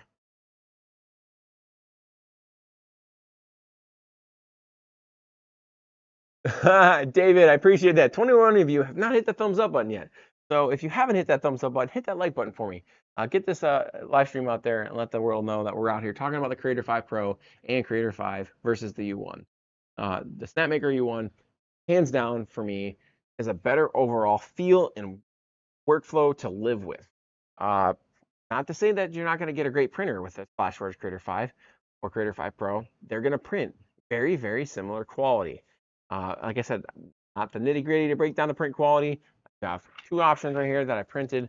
And I honestly, I mean, like, they print both great. But if you're going to live with these machines, like I do, 24/7, and your workflow is going to be affected by them, you're going to have multiple machines. I'm going to try to steer you towards a Snapmaker U1. Here's why. Snapmaker U1, filament changing, so much better. I don't mean speed-wise. Speed-wise, I'm sure they could be comparatively, but it's the potential for forgetting to go to the next step in the Creator 5 and Creator 5 Pro. You hit that first button, and all of a sudden, I have something else I need to get done too at the same time. I'll go do it, and then say I'm going to come back to the Flashforge Creator 5, and I forget. That's like 10 minutes, 15 minutes, 2 hours, whatever time is that it's elapsed, that it's just sat there waiting for me to interact with it. Versus, I can go 1, 2, 3, 4, load the filaments up, and go on to the next printer for the Snapmaker U1. And there's no manual intervention needed. Just does it. So I don't see a ton of creators out there talking about that. And I don't know if it's because they don't have multiple units they work with. I don't know if they don't have, I don't know. It's just something that I see, I experience, so I want to share it with you all because it may or may not affect your buying decision. And if I feel it, I'm going to talk about it. Thomas Lowe, the Creality Space Pi X4 is the best, to be honest. I agree. That dryer with the LED light in it just makes sense, especially when you have it in the active mode, when whatever one's being actively printed, like you can see behind me, or actively dried, like you see behind me. You can see the two bays over here light up from across the room, and you can see them. I've given that feedback to Snapmaker and told them that if they ever make something like this, please, for the love of everything that's holy, put an LED light system in there like that. It just makes sense. I sent that over to them when I did the community feedback for the competition. And if you guys do have mods that you do, even if you take a picture, if you want to earn Snapmaker cash for gift cards, you can submit a picture over to the content competition, the community competition number 2, and even if it's just a picture with a description, they'll review your content, and if it qualifies for whatever they have on there, they list it to you. In 2 weeks, you'll get a $10 gift card for just photos. So, you guys want to earn free Snapmaker cash? There you go. Use the all you have to do is Google Snapmaker Community Challenge number 2. It'll give you the criteria, and you can earn that sort of gift card, even if you just want to use it for Filament. And the gift card is good for like a year, so you can stack them. I think you can submit up to it's like winds up if you're gonna do just the photos. I think you can submit up to 20 entries a month, and that's up. I think they say you can stack up to 200. Don't quote me on that, but read the fine print. But I know you can do multiple submissions, even if you're just printing stuff. They like that kind of content because it gives them feedback. You can do your U1 print hours. Take a picture of your print hours, send it on over to them at their forum. You can get content, or you can get coupons or gift cards for that. So go check out that Snapmaker Community Challenge number 2. If you have a U1, you're going to be able to get something out of it. So that's what we've been doing. That's what you saw that little short out there for. I was like, hey guys, you want to see what our print hours are? I've got 7,000 print hours on our 4 U1s. That's cool. And that goes to show you how cool it is to be an open source community player as a company. I mean, that's what Snapmaker's doing. That's why I like open source companies. They want to know the feedback from the community. They give you a little bit of bonuses for it.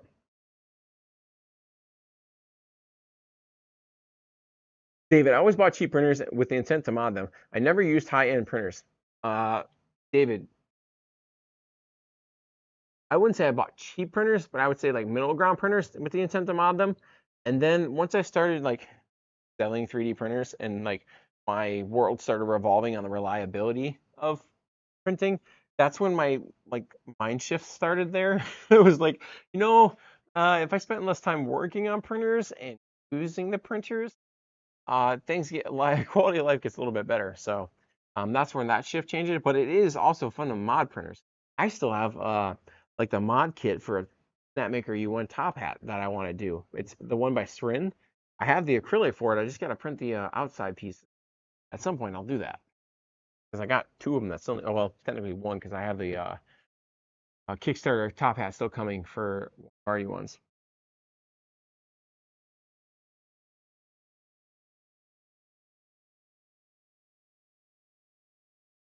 Thomas, eBay has SpacePi X4 refurbs with 2-year warranty for $84. Crazy deal. Really? That's awesome. 5252. Darn, I didn't even think. I know the SpacePi 4 had built-in lights. I just bought it for my Creator 5 printer, so my spools won't be out in the open. 52. I've thought about doing that same mod on the Creator 5 and Creator 5 Pro. Let me know either on Discord or here on Print and Pretzels, or even in one of the comments of one of our Creator 5 videos, how that works out for you, because I really like the layout of the Chitu boxes, but there's still a little bit of a pain point with the filament loading process. What I'm curious about is if you put the Creality Space Pi dryer there with the 4 feeding tubes and they angle up that way, does it make it less of a pain to do? Because I have the ones behind me and I can try one over there. It's just hard to take one of those away from the U1. If I know it actually works, then I can slap the slide spool holders back on one of the units and try it out over there. They just work so well over there. I did a mod video on our U1 on the channel on how I did that, but I want to know if the Creator 5 is just.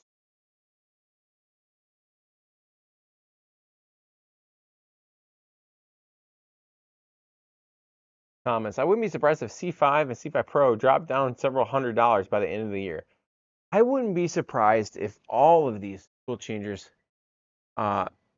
David, I wouldn't be surprised if all of these tool changers at some point, I don't know when, get pushed down in price. We saw it with the was it the P2S when it came out, and then the X2D came out, and these printers, as these tool changers and the technology develops around them, the best way I can put it is it like suffocates the price down. Because look at was it Infimec that's coming out with that? I think the actual company's called like Flying Bear or something like that. $249 for a 6 tool head tool changer. Is that legit, or is that like I'm trying to get your money so we can get this thing off the ground type thing? I'm not quite sure, but it's interesting to find out. $249 for a tool changer, that's absurdly low. Uh, Absurdly low. Yes, I know the bed size is like 200 and it's a smaller bed size. But even the Ford or the bigger one, the MX Pro, is like $400. That's half the price of a U1. And it's got twice the amount of tool heads. What does the K3 come out like? What is the landscape of 3D printing and tool changing technology gonna be like a year from now? We didn't have these a year ago. What is it gonna be like a year from now? What is the innovation gonna do? What's those price points gonna do? How is it gonna work? I am interested and excited to see that.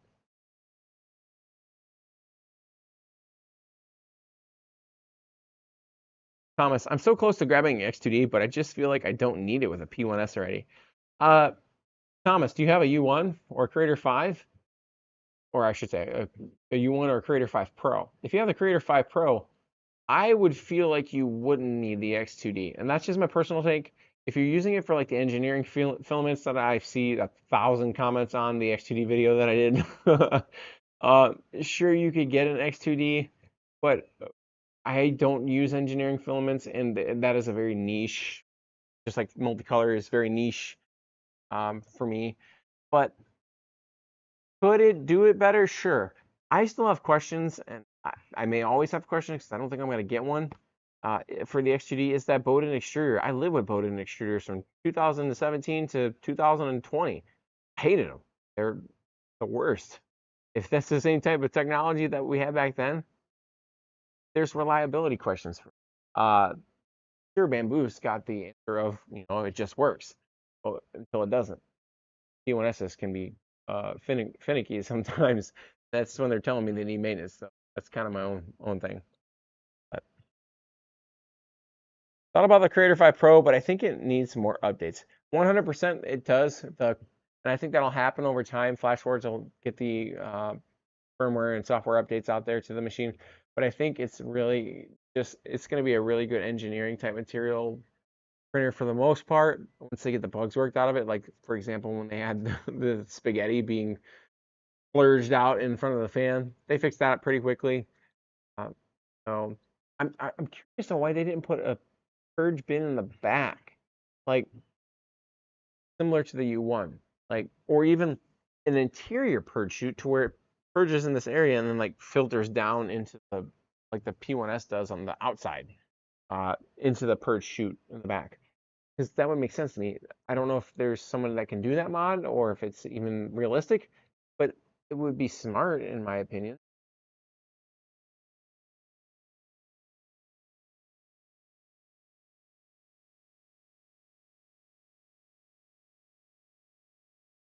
Thomas, my main problem is a 25-minute print load.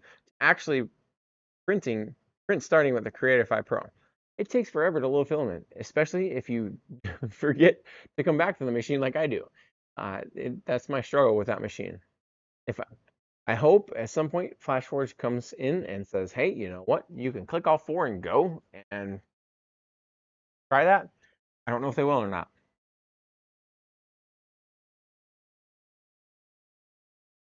Thomas, I have seen so many people have nozzles broken in the first week. It likes to crash them supposedly. Uh, I did have a bent nozzle at one point. Thankfully, I was able to bend it back, but I don't know if that was my error or the machine's error. I'm keeping a closer eye on that specific tool head to see if it happens again. Tool head number 2.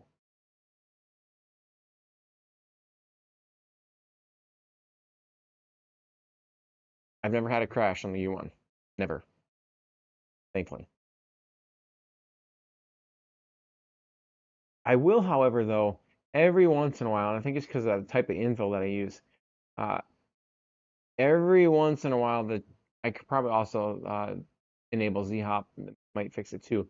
Every once in a while, the U1 will drag across a little bit of the infill, but it's very, very seldom. It doesn't affect any of the printing. Uh, it just, I'll hear like a little slight tick every once in a while. And on a 5-day, David, the C5 is not ADHD friendly. You are not wrong. Not wrong in the slightest. Uh, the loading process is not fun with the ADHD. I can attest that 100%. But the film is definitely friendly on the U1. So it's just quality of life for me in the studio with the mini print farm we have. With owning multiple machines of both, uh, I have to say that, and I'm not. This isn't sponsored or any of my Snapmaker. The quality of life is better with 4 Snapmaker U1s, but this is because they've had longer to refine the machine. Flashforge just came out with their machine not too long ago, and they're going to be refining it for a little while. This tool changing technology is so new. There's going to be a lot of things that they have to experience pain point wise and then solve them as a company.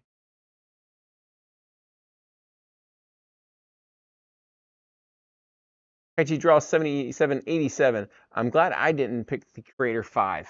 And that's a good thing. If you feel comfortable, enjoy what you pick, that's what's important.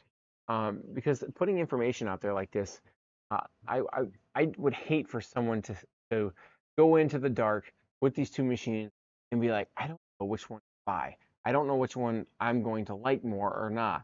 I don't know what the pain points are going to be. Like nobody really talks about X, Y, and Z. I got this machine and now I don't like it because of something somebody didn't tell me. Like the information wasn't there. Like who's going to tell you that the filament loading process is a pain in the butt when you have ADHD? Not many people are. But I like that honest feedback.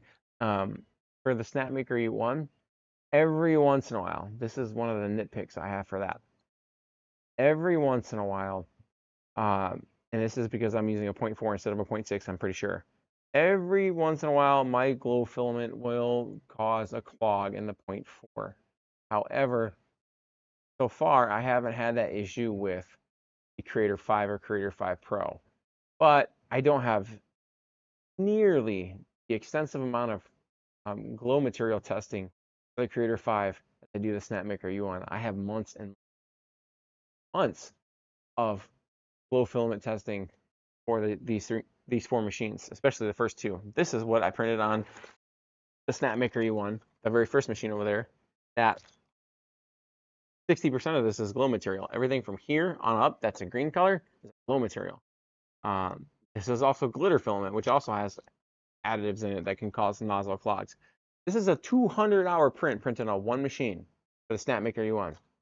I don't know if I have the guts to do that on the Creator 5 or Creator 5 Pro yet. Maybe I will here soon, but this thing is monstrous, and Silk PLA is on here. I tried to do all the different variants of PLA that was available for me to use.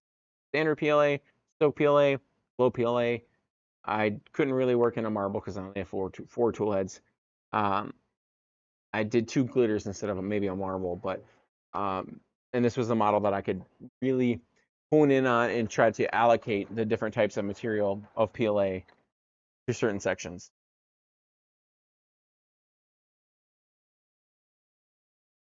A lot of time and money can be saved by learning how to use acrylic paints, not gonna lie. Yes, I can agree with that, but also I was in the model painting for terrain for like D&D before I started like YouTube and stuff like that. It does take a lot of time to paint though, but that's dedication you'll have for that.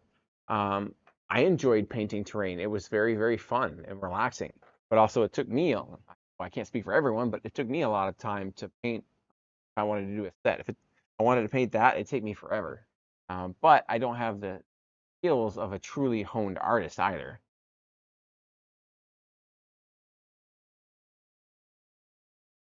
Smith, 5910. I own both and print 24/7. I recommend the Creator 5. Smith, why do you recommend the Creator 5? Is it because of a specific type of material? Um, what What do you recommend, or why do you recommend it over the Snapmaker U1? I'm curious. Does the Snapmaker U1 cause you pain points that the Creator 5 doesn't? I'm interested in that.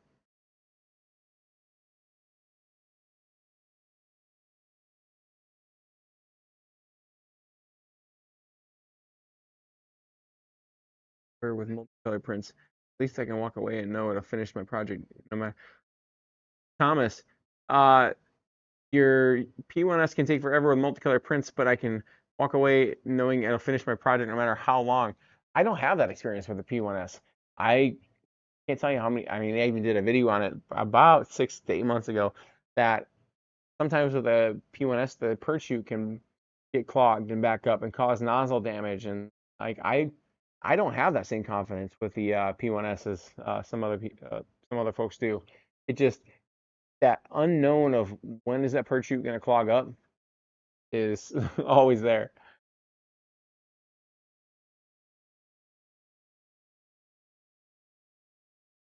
David, the C5 will look really good to new people. I think it could turn some people off to the hobby. Um, I don't necessarily think it'll turn people off to the hobby. I think it'll be more along the lines of um, they won't know what they're missing out on with the ecosystem of the U1. That's how I feel. Thomas, have an H2C yet? I do not have an H2C. Uh, it's just it's too high in price point for me to be able to justify getting one. Like $2,000, you can get two U1s and get twice the production. For the most part, I know you can't do 7 colors yet on the U1. Technically, with full spectrum printing, you could attempt to do so. But if I can get 2 units versus 1 unit, to me, it's no brainer. Just makes sense financially, like monetary wise. If I can produce twice the amount of prints on the Snapmaker U1 versus the H2C, I know the H2C can do a lot more, just multicolor printing or multi-material. It can really hone into the engineering, and like the machine itself is a marvel with what Bamboo did with it. But like it's that price point for me, that sticking price point of where you gotta justify production versus uh, cost. Like it just for me, that's what it is. Now, if I ever do get an H2C, may I eat those words? I don't know. But currently, in the moment in time that we're living in, that's how I feel, and that's like our business experience with it.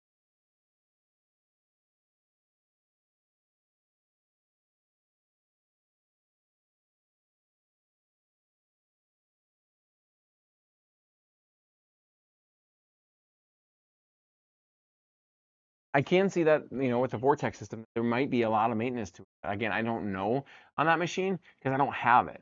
I tried to do a maintenance video for the community for every machine that we get in the studio. I still have to do one on the Creator 5 and Creator 5 Pro units. Uh, I usually do those in like the winter time frame when things slow down for us here in the studio. But I can definitely see how the HTC would have a little bit more maintenance because I don't know what life would look like with that Vortex system with all the movement that goes on there. But usually moving parts need some sort of lubrication or some sort of, attention at some point. Asset Fly Studios, can you talk about the problems you had with TPU on the U1? Oh, yeah. I did a short video with a TPU on the U1. And before I even did the short video, Uh, being new to TPU, I was like, you know what? I'm gonna feed it straight into the feeder. No, no, that was a mistake. I think that might be changed now. I think you might be able to print with it through the feeders with certain shore hardness of it. But then I was like, okay, all right, I don't have a top cover yet, and the top beta test top cover wasn't available, neither was the pop cap at that point. And I was like, all right, I really want to do TPU and PETG combinations because they stick really well together. And I did, but I decided I wanted to do I think the turtle was like a 34-hour print. And I'm so used to uh, PETG and all these harder materials, they just can print for extensive period of time and you don't have to worry about it. But with the TPU, what happened, I think, I can't verify it because I didn't rip the tool head open, but it stopped printing. It was like 90, either 96 or 98% of the way done, and it air printed the top head of the turtle. Two things could have fixed that. Um, At that time, I didn't have air printing detection turned on with the settings. That could have helped it. I don't know. There have been a couple of times where I've had air printing happen with that on, and it detected at a certain point. But it's much more hard to print with TPU. You have to change your setup. You have to print to get the best success from it. You have to print directly in Blade, which means for us here in the studio, it's no problem. There's a couple mods I can print out there with the SCOTUS panel. I can hang the TPU straight from the tool head, like I did in the video of that turtle. That's the short, and it was the green Elixir TPU from Cookie Cat, and it works. I it's just a lot more modification than I have to do with a Creator 5. I've done the same TPU, same exact TPU on the Creator 5, and I just shoved it up through the tubes and printed from the dry box, the Chitu dryer, and it's done just fine. And I have this roll. I'll show you guys. I have this roll of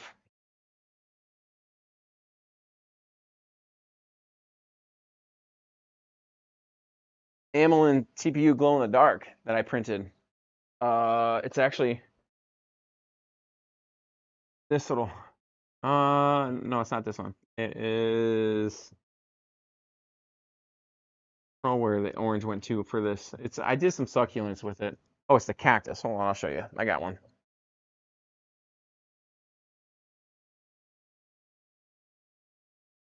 So I printed this on the Creator 5, right? Or no, Creator 5 Pro. I get the print camera up for you. So this is the print camera. So this is the Amylin glow in the dark TPU that I have.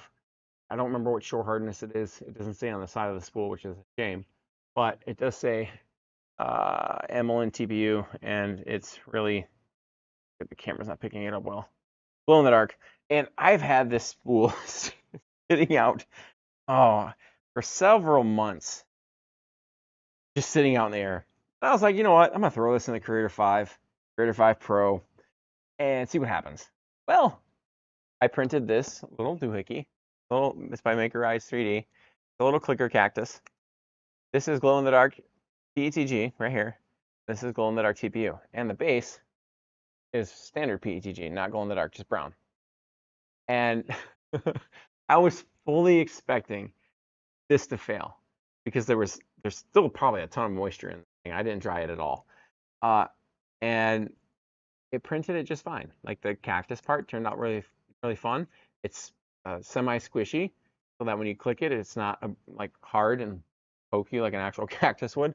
But that's how easy CPU is for me on the Creator 5 and Creator 5 Pro. I feel like I could throw anything at that with TPU and it would be just fine. Now, that's only a small sample, but again, I did JO90A shore hardness TPU. I don't know if I have that one up here. Do I have it out here? Yeah, right here. So I did JO90A shore hardness TPU with it too. So right here, this white is the shore hardness. Now, something I got to realize with that is TPU is a little more squishy, and the locking pin here, I have to print slightly bigger. I go back and print slightly bigger because it comes off pretty easily. Which that was a material learning curve for me. But hopefully that answers your question. Hawks, food time. See you later. Have a great night, Hawks. Catch up on some of the comments here. Jesse Brown, I feel like that price point was even high before all these other multi-tool material units were releasing and being announced. Jesse, I also agree. H2C it's got to come down.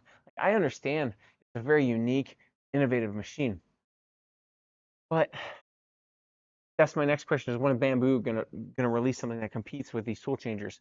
Because the filament cost, time, and savings is just adding up, and it's a no-brainer for me. Guys, if you have the Creator 5 or Pro, check the right Z screw. I've had Purge wind up around it. Same. I have to clean that area out every once in a while. Thomas, Creator 5 Pro smashes the U1 as far as value and potential out of the box, to be honest. Doesn't really need any additional add-ons to be purchased. So I feel on the opposite side of that. I I can see that point where it doesn't need any extra add-ons like the hardened steel nozzles or there really isn't really any other add-ons that I got for the U1. I'm still printing with everything that's other than the build plate, but I got a upgraded build plate for the Creator 5. The only add-on that I've done for the Snapmaker U1, other than the drying box that I print out of, which I have one for the Creator 5 Pro too, because it needs it too, is those hardened steel nozzles. What other upgrades are you referring to? Because I've had to spend more time trying to find things to print for the Creator 5 and Creator 5 Pro to solve pain points it causes. Whereas the Snapmaker U1, you don't have to solve that purge problem that when you load new filament in where it collects it instead of spaghettifies it. You have your purge bin on the back, and I empty that out like maybe once every 2 months. So that's a super time saver for me. I don't have to keep a trash can near the Creator 5 and Creator 5 Pro or print a bin that may or may not solve it reliably. So I'm on the other side of the fence on that one, and I don't think either side of the fence is wrong. It's just about what fits your own workflow. Thomas, top cover. Okay, heated chamber filter. I see what you're saying. So the top cover and filter, that's going to be solved here pretty soon with this. I know it's not solved yet. For the U1 for the new top cover that's coming out. So I see you're saying more of the engineering side of that, and I can agree with that. I think you're going to get more value with that, but what you're not going to get is the long-term reliability because we don't know. I have seen out there, and I've experienced it myself. I've seen a bent nozzle already on the Creator 5, and I don't have that issue with the U1. Long-term reliability is my next question for not necessarily the Snapmaker U1 because I've had them forever. It seems like Creator 5 and Creator 5 Pro, I I don't have that unwavering reliability. Like um, it just doesn't it isn't there for me. Uh, Over time, it may prove itself, um, but I can see your point on it doesn't have those other additional things, or the U1 doesn't have those other additional things yet. Now it doesn't have the active heater, and it wasn't. I don't think it was designed with that purpose, but it can be modded, and I agree with that statement for you there. Now, I actually have the Panda heater I want to try out with it. I just haven't got around to putting it in here yet. David, what settings are you using on your flexi prints, like infill, density, and walls? I have issues with them breaking. David, I usually use, it depends on how thin the connection points are, but I'll usually use anywhere between 3 and 4 walls.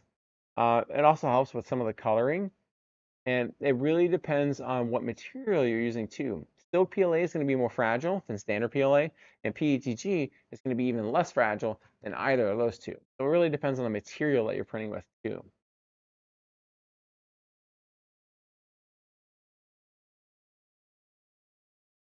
Thomas, the lack of a lengthy warranty on either one of them kind of scares me. They don't have much confidence.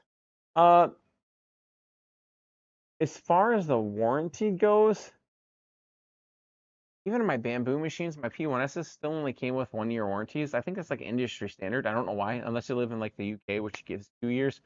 I think it's because of regulation things there, but don't quote me on that. I don't live there, so I don't officially know.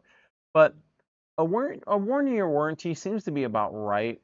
Um, I've been in this for a little while now, and right there at that 1 year mark, that's really when the wear and tear starts to add up on the and this isn't me trying to like defend these companies or anything. It's just something I've noticed. The 1 year mark is really when these printers start to get the wear and tear built up on them that start causing different issues that parts need to be replaced. And if they extended the warranty out a little bit farther than a year, then they're gonna add added cost in this speculation. I don't know. I don't have any insight knowledge, but I think it would add added costs into the printer for them if they start having to replace things like tool heads and things of that nature as part of that warranty. For me, a 1 year warranty makes sense because after a year, I should know my machine pretty well after working with it for so long. Um, I should know what part needs to be replaced, or by the Actually, some of the printers, by the time 1 year is up, there's already printers that are way better than that already coming out the market. So at what point does that printer get phased out? So things have been getting so quick in the market. A 1 year seems okay, but I do think it could be better. A 2 year would be awesome. I think maybe a 2 year with an exclusion of parts could be an option. Maybe like a hybrid type thing. Kind of neat to see if a company would do. Uh, Thomas, I think Snapmakers is 3 months, isn't it? I don't think so. Thomas, the warranty always excludes wear and tear parts, which could be considered nozzles. And that's a good point. It does usually exclude the nozzles because the nozzles, I mean, they're the point of where the most friction is happening in heat. But as far as the heads, I would think that the heads would have a longer warranty. I don't know. I don't think Snapmakers. I don't know for sure on that, so I'll have to look it up and I'll have an answer for you by next print in Pretzels. But that would be disconcerting if it was only 3 months. I wonder if maybe that was 3 months warranty after the Kickstarter units got out. But actually, let me Google that. Let me Google that real quick here, just because I want to see get an official answer. And Google isn't always verified, so I'll go to Snapmaker's websites.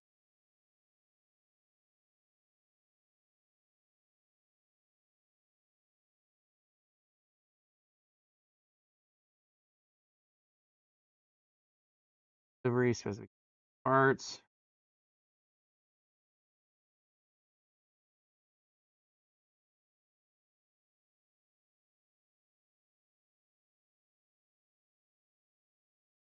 Usually it's in the frequently asked questions. Warranty policy. So, okay, let me share my screen here real quick, just to show you guys. Yeah. Okay, infinite screen of death, sorry guys. So U1 warranty policy. 2-year warranty for users from EU, Switzerland, Norway, and Iceland. 1-year warranty for the rest of the world. Any country not mentioned above. Well, that's the warranty policy. If you want to go to, you can use that link in the description for the Snapmaker U1, and it's at the bottom of the page, guys. So that is the official statement on the official website of Snapmaker. It is a 1-year warranty.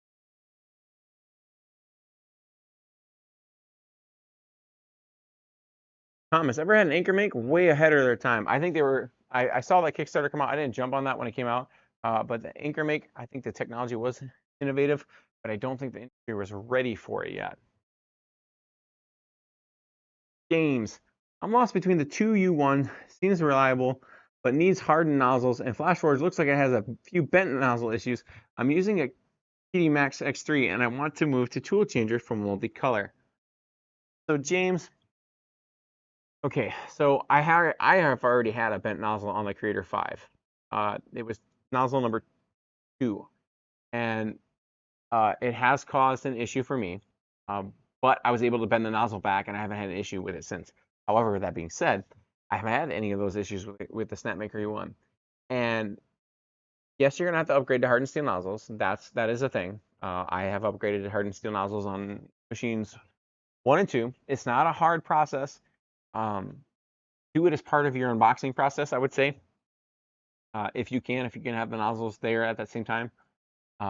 It's easier to do at that point versus taking them off afterwards. But after you upgrade them to it, you don't have to do it anymore. I haven't changed any nozzles on any of our Snapmaker U1s since their initial startup. I haven't had to replace any nozzles. I've had to unclog some with the no clogger a couple of times, but 3 minutes preheat, and it might not even be 3 minutes, it might even be shorter than that. Preheating them, put the no clogger in. I have a video coming out on how to do that, and away I go back to printing. And it's usually a clog that happens because I'm printing with a 0.4 millimeter nozzle for glow filament, and I really should be printing at a 0.6 millimeter. I just like the detail of 0.4, so that's a risk I take. So I just enjoy the Snapmaker U1 overall. more than the Creator 5 and Creator 5 Pro because of workflow purposes. Now, if you're going to use engineering material, you could state that the Creator 5 Pro will be better at engineering materials just because it's got the fully enclosed, no, you don't need to add a heated chamber for like the pen of breath. You don't have to add all those things, or the filtration that's coming with the top hat for the Snapmaker U1 that's going to be released in the next couple of months, month or two. I have the beta unit on the second one. I absolutely love it. I've given them feedback on it, and they've taken that with a good, healthy grain of salt, and I'm pretty sure that they're adding that to that. So I'll let you know what the differences are on the channel when it gets here, versus beta versus what came out to the community.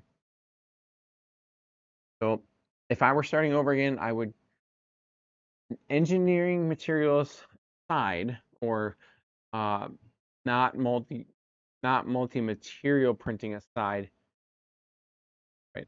Basically, I would lean towards the U1 Creator 5 Pro. Unless you want to try TPU, the Creator 5 Pro is going to be way better at TPU, in my opinion. Snapmaker U1. I hope that answers your question.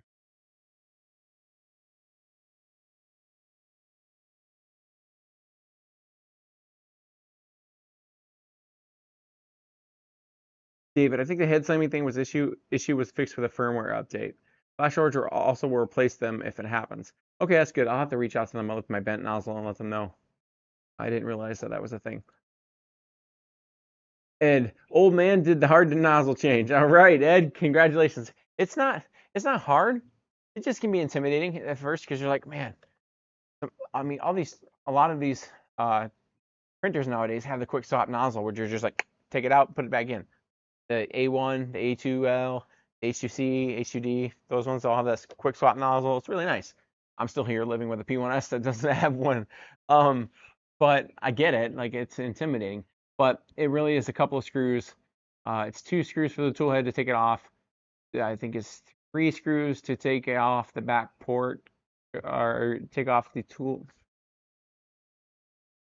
Math is not mathing right now. It's a few screws, and then a few screws to put back in, and away you go. I'll do a video on that here because I've got a whole stack of hot ends that I want to switch out the rest of them on, get them going, just to have all the hardened steel nozzles in place. I might just dedicate one new one. I don't know which one to 0.6 nozzle printing because I want to try wood PLA too, and maybe marble too. I hope the Flashforge app gets a massive updates. It looks terrible and outdated. I haven't used the Flashforge app, to be honest, just because I tried to open up the app in the beginning when I got here, and it needs some time to breathe and to develop. And I did the same thing with the Snapmaker or Snapmaker app when it first came out too. Those apps, when they come out, they need time to breathe. They need time for the software to be developed and polished and stuff like that when these machines come to market so fast. So I think in a few months, the Flashforge app will be better than where it is now.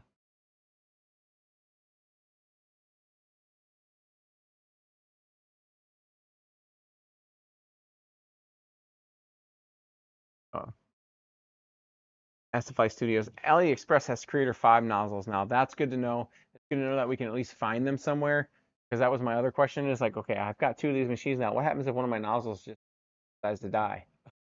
Where do I get another one? I'm sure I could reach out to Flashforge support and get one, but it's nice to have availability of parts.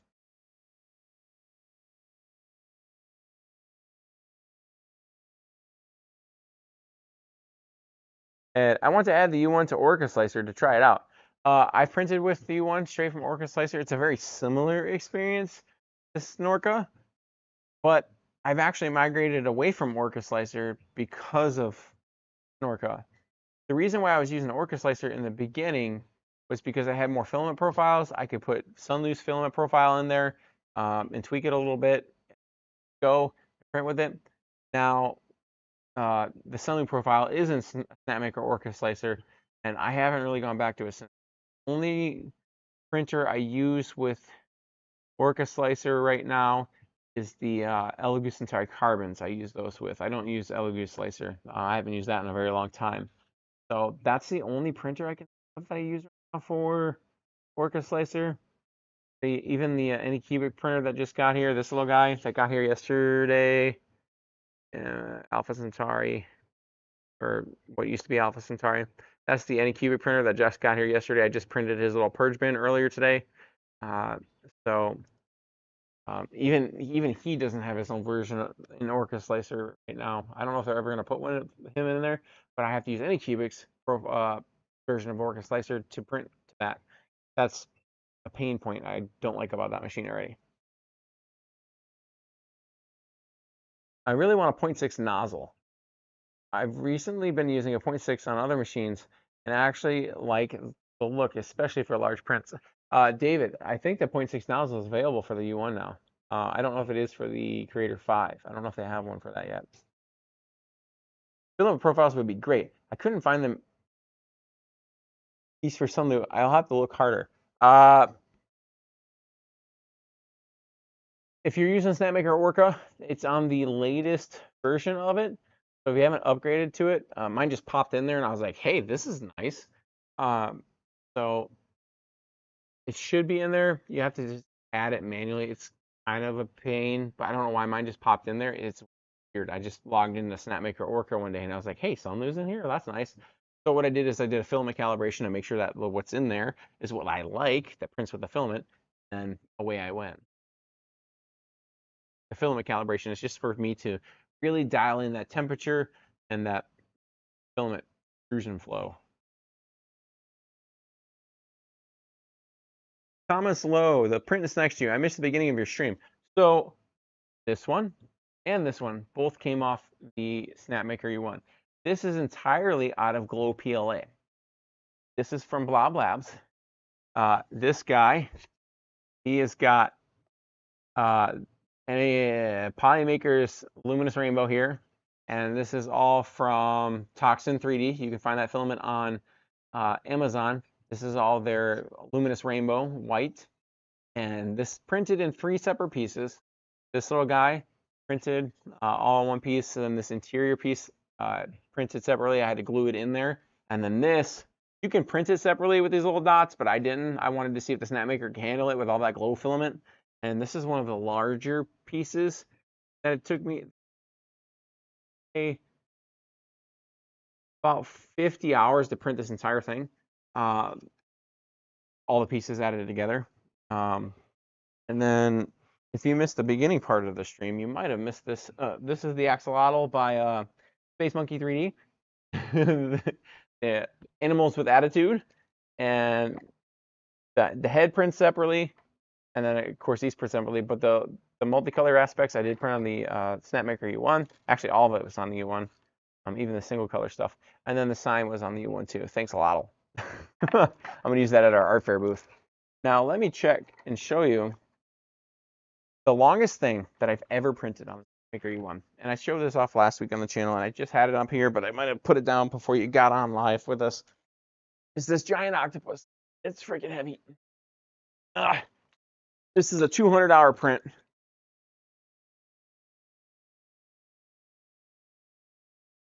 It prints in multiple pieces. I don't know if I can get the tentacles to pop off there again or not, but I'll try. Oh, once they go on there, they're on there for good. But each you can print 4 tentacles at once. Technically, if I wanted to do bigger, I could do 1 tentacle across the diagonal with a build plate. I don't know how long that would take. That'd be a monster. This thing's already ridiculous. But this is $200. So 4 tentacles take 54 hours to print, roughly. You have to do that in 2 build plates. That's 108 hours just for the tentacles. And it's another 50-something hours for, actually it's a little bit over 50. It's like 58 or 59 for the head piece here. And then the back piece here is another 38 hours. So it's either right at $200 if my math is mathing, or just slightly over. And this is 0.2 layer height. This isn't like fine detail. And then again, some of it had to print slower because it's silk PLA. The silver is Eibos silk silver. But biggest thing I've printed on a Snapmaker U1, extensively print. We have 7,000 hours across our printers last time I checked, which was a week ago. If you add all 4 of the U1s up, and they're like a beast. And eventually, for the members, I'll have all of these like big prints for the Snapmaker U1s that I do if I don't sell them at an art fair. I'll have them up on the Couch with Ken segments for our members to see the showcase. I just want to do those for that purpose. So I hope that answers your question. David, don't have the U1. Someday, I hope you. It is mind blowing. When I went from P1S to U1, the filament savings, filament time, astronomical, and then you get that extra 14 millimeters of bed build space, which you don't think it adds up, but it really does. It really, really does. Thomas just became a member. Great stream. I don't know why you don't have way more viewers. YouTube is rough with the start these days. Thanks, Thomas. I really appreciate it. I appreciate that member. I really, really do. Those memberships mean a lot. I try to get content out there. I get a live stream for the members once a month. I usually, if I have something available that I'm allowed to unbox on the stream with you all, so we chat and what I'm going through for the month, what companies I'm working with and stuff like that. Really bring it in house. And then this week I just started. Couch with Ken. It's just like me chatting, like what I went through with this week and what we're doing here on the channel. And I'm testing some like audio music with that. So if you want to view that, and let me know in the comments, you guys, what that what that episode is like. I'll get those refined for you all. So I really appreciate those memberships. Those are awesome. They really help support the channel and keep us going here. So I appreciate that. You answered your own question. Nobody else has covers like this in the clarity. Thomas, I appreciate that. I want what the experience of just general life is like with the printers, not necessarily specs. That's not my shtick. I don't enjoy that kind of thing because there's about a billion other reviewers out there that you can do with these. I want to do what life is like with them, what the pain points I have with them, and then share with you all what pain points you have with your machine. Maybe I can duplicate them, see what I'm going through, or we can have a chit chat about them, like which way we like or which way we don't like. 99% of the other videos I watch on these printers are so one-sided. All seems like they have been paid off. That's the thing with YouTube. It's once you get to a certain point, and it's already happening with our channel at some point. I can see like the branding, like the sponsorship. I'm kind of dreading that first like actual sponsorship video with a company. Like I kind of like want to do gift cards instead of like being paid outright because I want to be like, okay, it's a gift card. I'm going to use it in your ecosystem, and when I'm done with that, I don't want anything to do with it. I don't know what that life is like. I haven't had a sponsorship yet, but that's a point that I dread because does that affect credibility if you accept money to review a printer? Like I see the other big creators out there that do that. That's just a general like, what is life like going to be like with that? I guess you can call him what's life with it's like guy. Uh, David Thomas, I feel like they do it so the companies send a free product. I mean, that's kind of the shtick with YouTube or any of the social media. Like, is it cool that they sent me a free product? Yes, but if I'm using it for a business and it doesn't like make sense for my business, like I'm gonna let you guys. So like for instance, the Creator 5, it doesn't. I don't want to say it doesn't fit because it changes my world when it comes to CPU, how easy. But it causes some extra pain points, and I'm like, okay, does it stay? Does it go? Like, should I stay or should I go now? That old thing, and that's what I'm constantly uh, thinking about because when you save time and workflow and stuff like that, it's time you can spend elsewhere in your life, spend with your family, spend content creation, giving back to your members, your channel, things like that.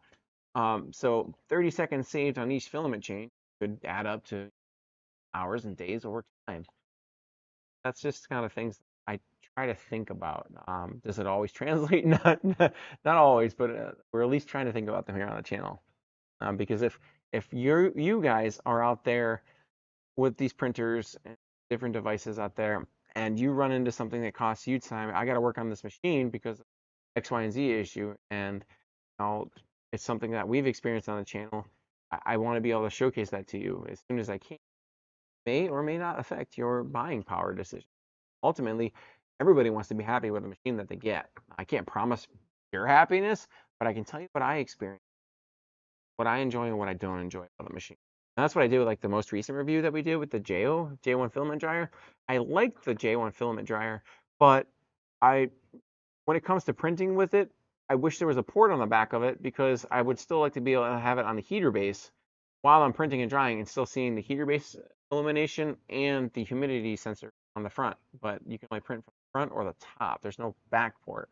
And that's what I gave back to Jo as far as feedback too.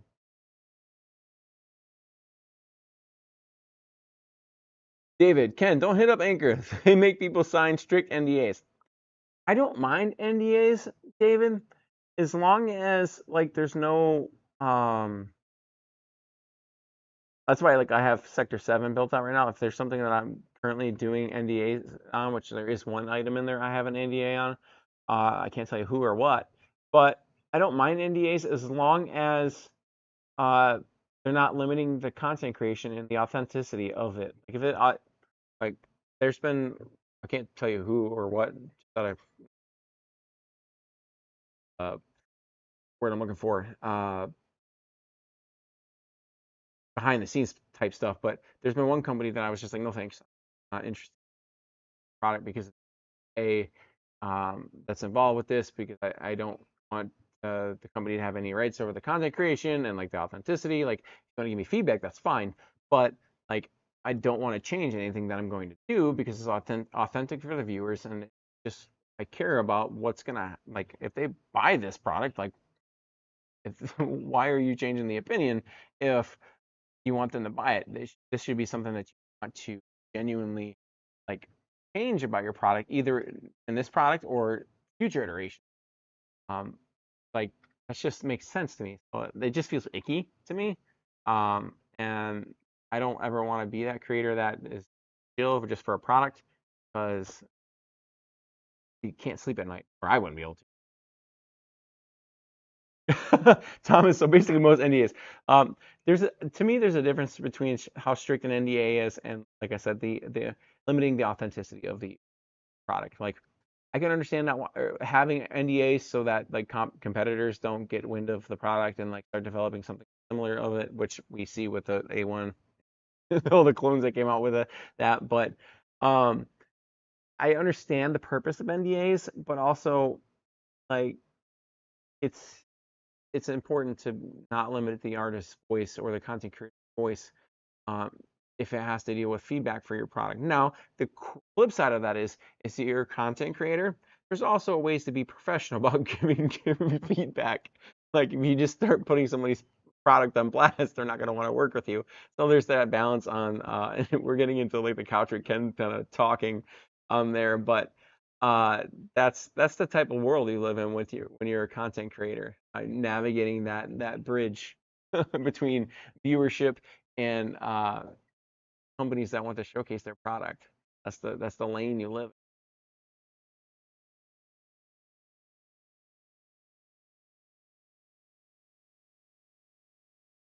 All right, got to catch up some of the comments I've been missing, and then we'll wrap up the live stream for this week.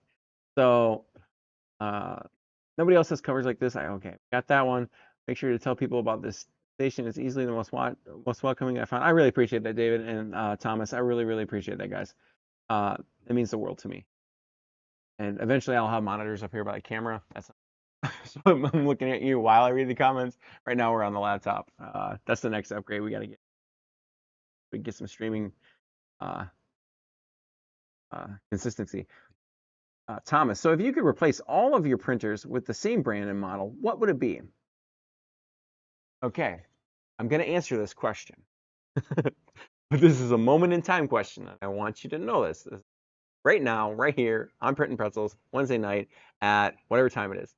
Right now, if I could replace all my printers in my studio for our current workflow, which is PLA, PETG, and the 5% TPU that I do. Maybe TPU will be a bigger point, but I would replace every printer, and I am going to answer this, and it might make some people mad, but I'm going to live with that.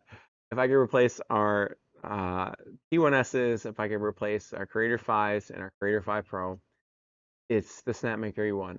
Here is why. It's workflow. It's overall workflow. I don't enjoy that filament feeding with the Creator 5 and Creator 5 Pro. I don't know the long-term reliability with that bent nozzle. That raises questions with me. And workflow ties into that, because if I had to start replacing nozzles, that is going to be a pain point that's going to affect my workflow. That's time I'm spending on that machine that otherwise I should be printing. The U1 has spoiled me when it comes to these 4 units that we have. It is really, since I got the first unit, it's the Kickstarter backer. I backed in October last year, and I got it in roughly the beginning of January. Since that, I've not had to change anything about the machine other than the hardened steel nozzles and the build plate, because I didn't like the PEI sheet. I don't like any PEI sheet, to be honest, because power outages and printing at cooler temperatures. But that's my answer. I would switch it with the U1 right now. But that's kind of the purpose of the area you see behind me there. I'm constantly evaluating these machines on our channel for what is the best machine for the workflow. Not best machine for speed, best machine for this material, best machine. No. What you're going to see here on the Glorious Geeks is I print with these 3 types of materials right now: PLA, PETG, and TPU. PETG is actually starting to get more of the workflow than it is PLA now, which is nice because PETG I can use in the summer shows. But the area you see behind me, I'm calling Tool Changer Alley for a reason. These tool changers coming out, if a company decides to send me one, I'm going to use it for a while. I'm going to give the 30, 60, 90-day evaluations of it like I did with the Snapmaker U1s. And I'm going to give my honest feedback on what causes me pain points. I just did that with the Creator 5 and Creator 5 Pro, most specifically the Creator 5 Pro. And it's going to matter to, I don't know, 10% of the people that are out there that want to get multiple units. But it's important to have that, because like I once was first getting into 3D printing, and I was like, hey, I want to have 6 printers of the same model just so I can have the consistency. I have to learn 4 different slicers. Here I am learning a bunch of different slicers for YouTube.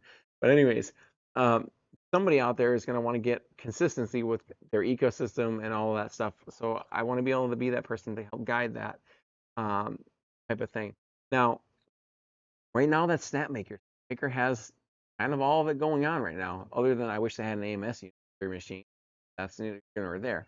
But they have the reliability, they have the ecosystem developing behind it. They even have custom packs firmware where I can do things like this. And hopefully this works. Snapdragon 4. Come on up here. I can live stream with my Snapmaker U1s.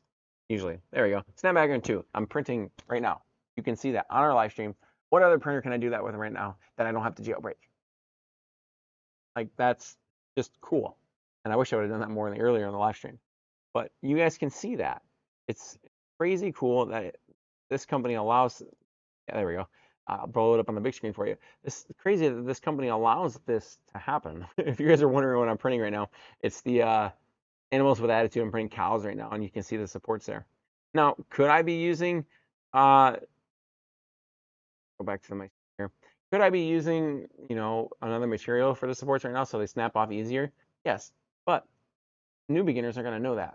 So I want to be able to dial in that setting to make the supports snap off easier.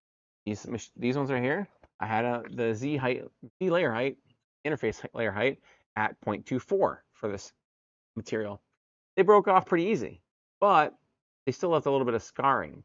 Or not scarring, they still left a little bit of overhang where it kind of sagged. So I'm dialing it into 0.22 to see if that works.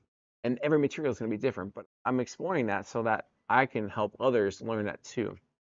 Now, if I did translucent PETG with that PLA right there, break off real easy. So it's just different things that I'm trying to learn and also teach at the time. So, but right now, to answer that question, that's what it is. It's Snapmaker U1 because I can do so many different things with the polished ecosystem, and it's got customizability with PAX firmware. I haven't even explored how you can change the speed on your tool heads yet, and it's really awesome. I've seen it out there with the videos already that are out there. The tool head swaps are way faster. The question is, how much more reliable are they, or are they just as reliable? Thomas, most Anker products are very good in my experience, though, especially power stations and banks. Thomas, I agree with that. I have the Anker Solix C1000 and BP 1000 over on the studio over here on those printers. I had the F3800 also in the studio. It's just been working. I'm getting ready to set that up as the dry dock station that I'm working on. It's a filament drying station that I'm developing in the studio. That's got all the different filament dryers that we have in the studio. A lot of them are SP2s from Sunlu. But I want to showcase to people how you can offset the drying power that the dryers consume with solar. So that's what I'm working on behind the scenes also, with 12 other things I'm working on. All right, a couple more comments and then we gotta go, guys. If I only printed one material at a time, I would pick my Chitu. The thing is a beast and is really reliable. I grease it occasionally, and that's about it. That's the same way with our Centauri carbons. I grease them once in a blue moon, and they just keep going.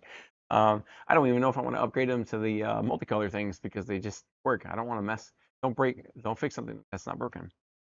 Gibby71G, what type of setting can you play with to make them snap off easier in Bamboo Studio? All right, so I will show you before we get off on the live stream here.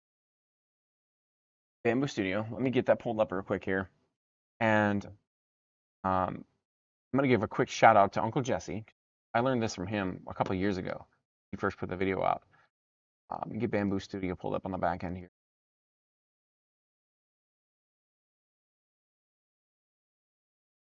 So in Bamboo Studio, as it's loading up,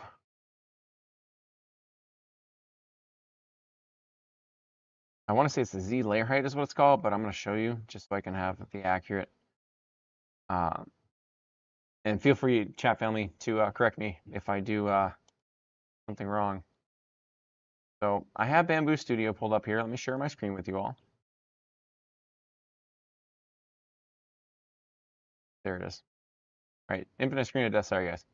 I'll figure out that transition later at some point. I've been saying that for you. So we're in Bamboo Studio here. This is the Bamboo P1Ss that we have. We have 3 of them in the studio. But you're going to go over to support, and you're going to go, we'll enable our support if it's not enabled already. And what I adjust for the specific material helps snap them off easier is it's called top Z distance. An Orca slicer might be labeled something slightly different, but 0.2 is what it programs in at usually. But I personally like somewhere between 0.24, which is going to make the support be further away from the model, or if it's too far away from the model and you still get some sagging, a 0.22 for PLA is usually a pretty good setting to make them snap off easier. Chat family, please correct me if I'm wrong on that. But I want to say the lower the number here, go to like 0.14, that's going to be closer to the model, which means your supports might be harder to snap off. And then your 0.24, or 0.24, that's another 10. Talk right now. That's further away from the model, which means your model might sag a little bit more in that specific section. And that's how you do that.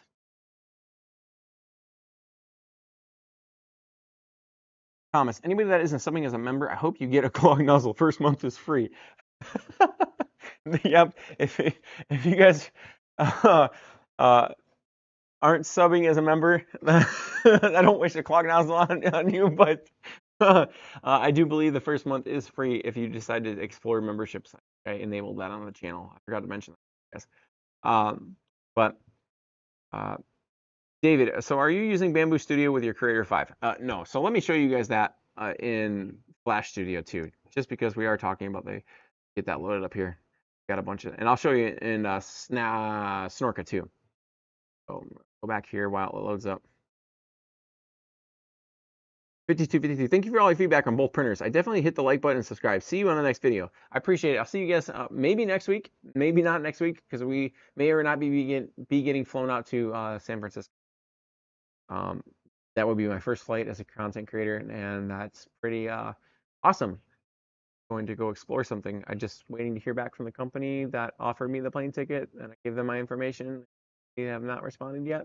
So as of 5 o'clock today, they haven't responded still. Gibby 71G, thank you. No problem. No problem. That's just something I've learned over time. And take it with a grain of salt, test it out, do a small print with an overhang, that you need to support to test it out and get it dialed in before you do like a giant print, because sometimes it can vary with specific types of filament or brands. Find that setting that you really enjoy and it just snaps off. I will also state that if I am using the same material, I will, if I have the extra tool head to do it with, I will use, or if I have an extra filament in an AMS slot to use, I will use translucent filament so that if something does stick by accident, it's clear and see-through. So I carry a roll of translucent PLA or translucent PETG clear, uh, just if I'm doing vice versa. AI says between 0.2 and 0.4 is the area to try. Yes, so 0.2, sometimes it can get a little too close depending on how big the overhang is. So for instance, I don't know if while I'm waiting for Snorka and Flash Studio to show you guys here on the print camera. I don't know if you'll be able to see it. Gotta get a better camera at some point.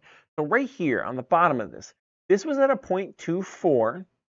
And you can see how it still has a little bit of sagging right here. I'm going to sand this down a little bit, but this was PETG with 0.24. If this was PLA, it would have been just fine. There wouldn't have been sagging. So that's a little bit of difference with the material on it. If I'd have done a 0.22, this probably wouldn't have sagged so much, and it would have been a little bit smoother. Or if I would have had the extra tool head, like that's why I'm so excited for like the Solwall printer I just did the coverage on. You can get an extra tool head on there to get supports. I could do the 4 colors and then have an additional support with it too.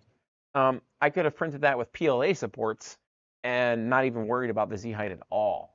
So that's the kind of things that I'm exploring with workflows and stuff. So let me get you guys into, if I could use a Creator 5 Pro with Bamboo app, I would order one in a heartbeat, not gonna lie. I'm not gonna lie either. Sometimes with the lockdown for hardware and firmware like that, having the open availability would be nice. So I'm gonna open up Flash Studio here real quick. It is open. I'm going to get it to where I need to show you guys. And I'll get on over here. So it's pretty similar for that setting. Oops. Back to stream. So going back, infinite screen of death. Sorry. Only quickly.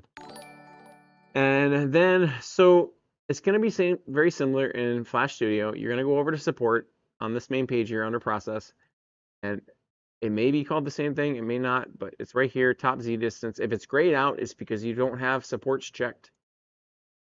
Then you're going to go down here, top Z distance. Again, I like 0.24 to start with. If I see some sagging, I will adjust it to 0.22. For me, it's better if I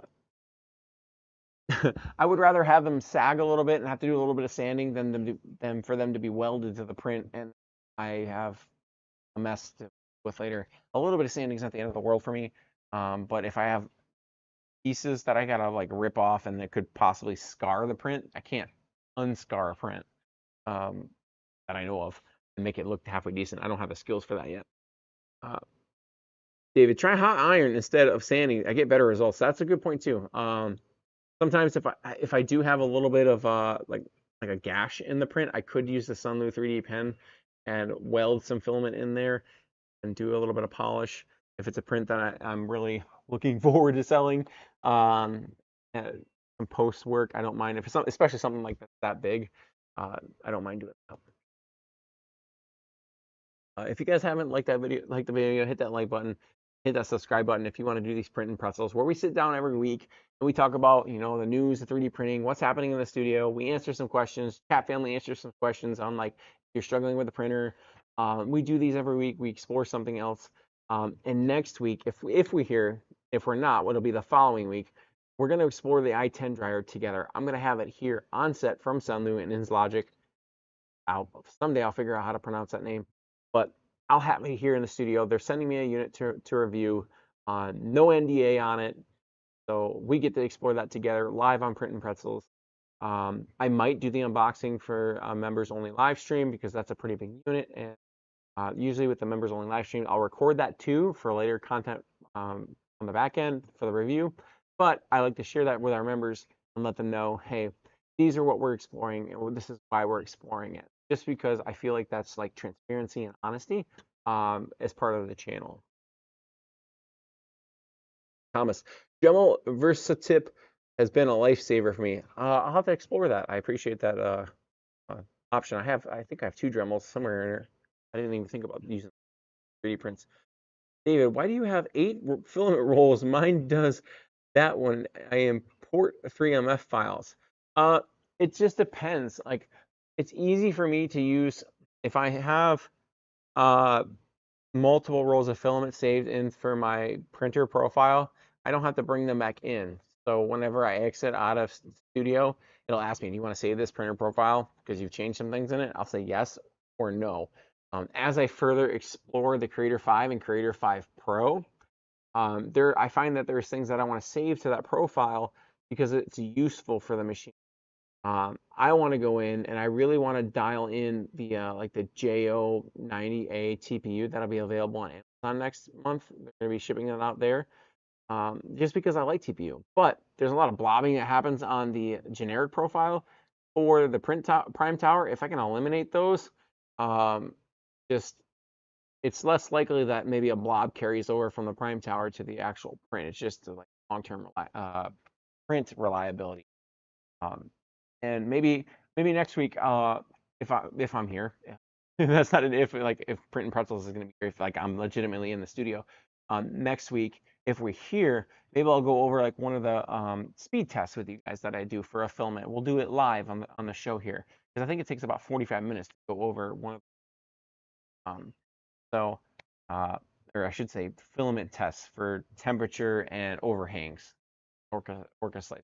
Because I found that if I find a filament that I really like to print with, it's really worth dialing in that filament. So like Strong Hero 3D, I'm starting to find that I really like to dial in that filament for a specific printer.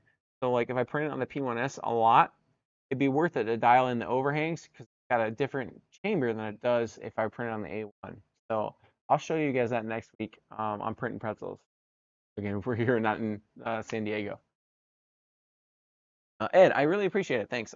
Hopefully the trip happens. Like I said, the company hasn't like sent me that email back yet saying that the trip is booked. So take that with a grain of salt. I'm like still waiting on that.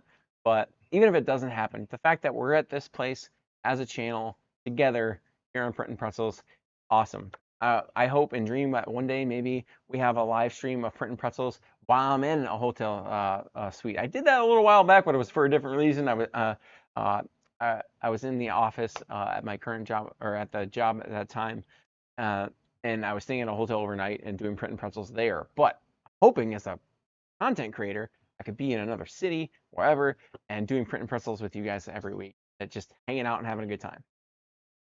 So, Thomas, did you ever see the videos of that guy with a 3D printer actively printing on his back like a backpack walking around? No, I haven't. But if you go back far enough on our channel, you can see where we took Alfie to Panera, which is our A1 Mini, on a field trip. So that short video is on the channel. I had him in the back of my truck at one point in time, going back and forth to work. That was like 2 hours away, actively printing, keeping that going. So that's where we started. So I'll have to dig up that footage on a backpack printer. That's cool. Ed, get a passport. We will get you to Europe or Asia. That'd be awesome. I do have a passport. It's currently expired. It expired in April, so I will have to renew that. So I got it back in 2016. Here we are in 2026. I realized it expired just the other day. So when that company emailed me, ironically, I'm like, oh, I need an ID. Oh, okay, yep, passport's expired. Driver's license will have to work. But I had to get that renewed, so maybe we can go to Europe, Asia. That'd be really cool. I think it'd be really neat to take Print and Pretzels on the road. David, haven't seen that. I've seen most people mount their printers on walls and upside down. I think that'd be cool to do too. So we can advertise it as space saving. All right, guys, that's gonna wrap up Print and Pretzels for this week. If you guys haven't checked out those, that I think it's free membership for 1 month to check out what I'm doing, because I just did release that video of Couch with Ken. I want you guys to be able to explore that, give me that feedback. But that is for our highest tier members, the $9.99 I think is what it is a month, that supports the channel. So if you're going to stick around long term for that, that is available. I'm planning on doing coffee with Ken at some point too, I'm actually making a dedicated area here at the house/studio for that to chill with you guys on like mornings with coffee. I don't really drink coffee. Maybe it'll be tea, but you get the premise. Maybe I'll find a cup of coffee that I like. And then you guys are also get to see the studio cats more too, because since we moved to the new studio, they appear as much. So Couch with Ken, Kilala is always in my lap. So, but hope you guys have a great night. Till next week, be glorious.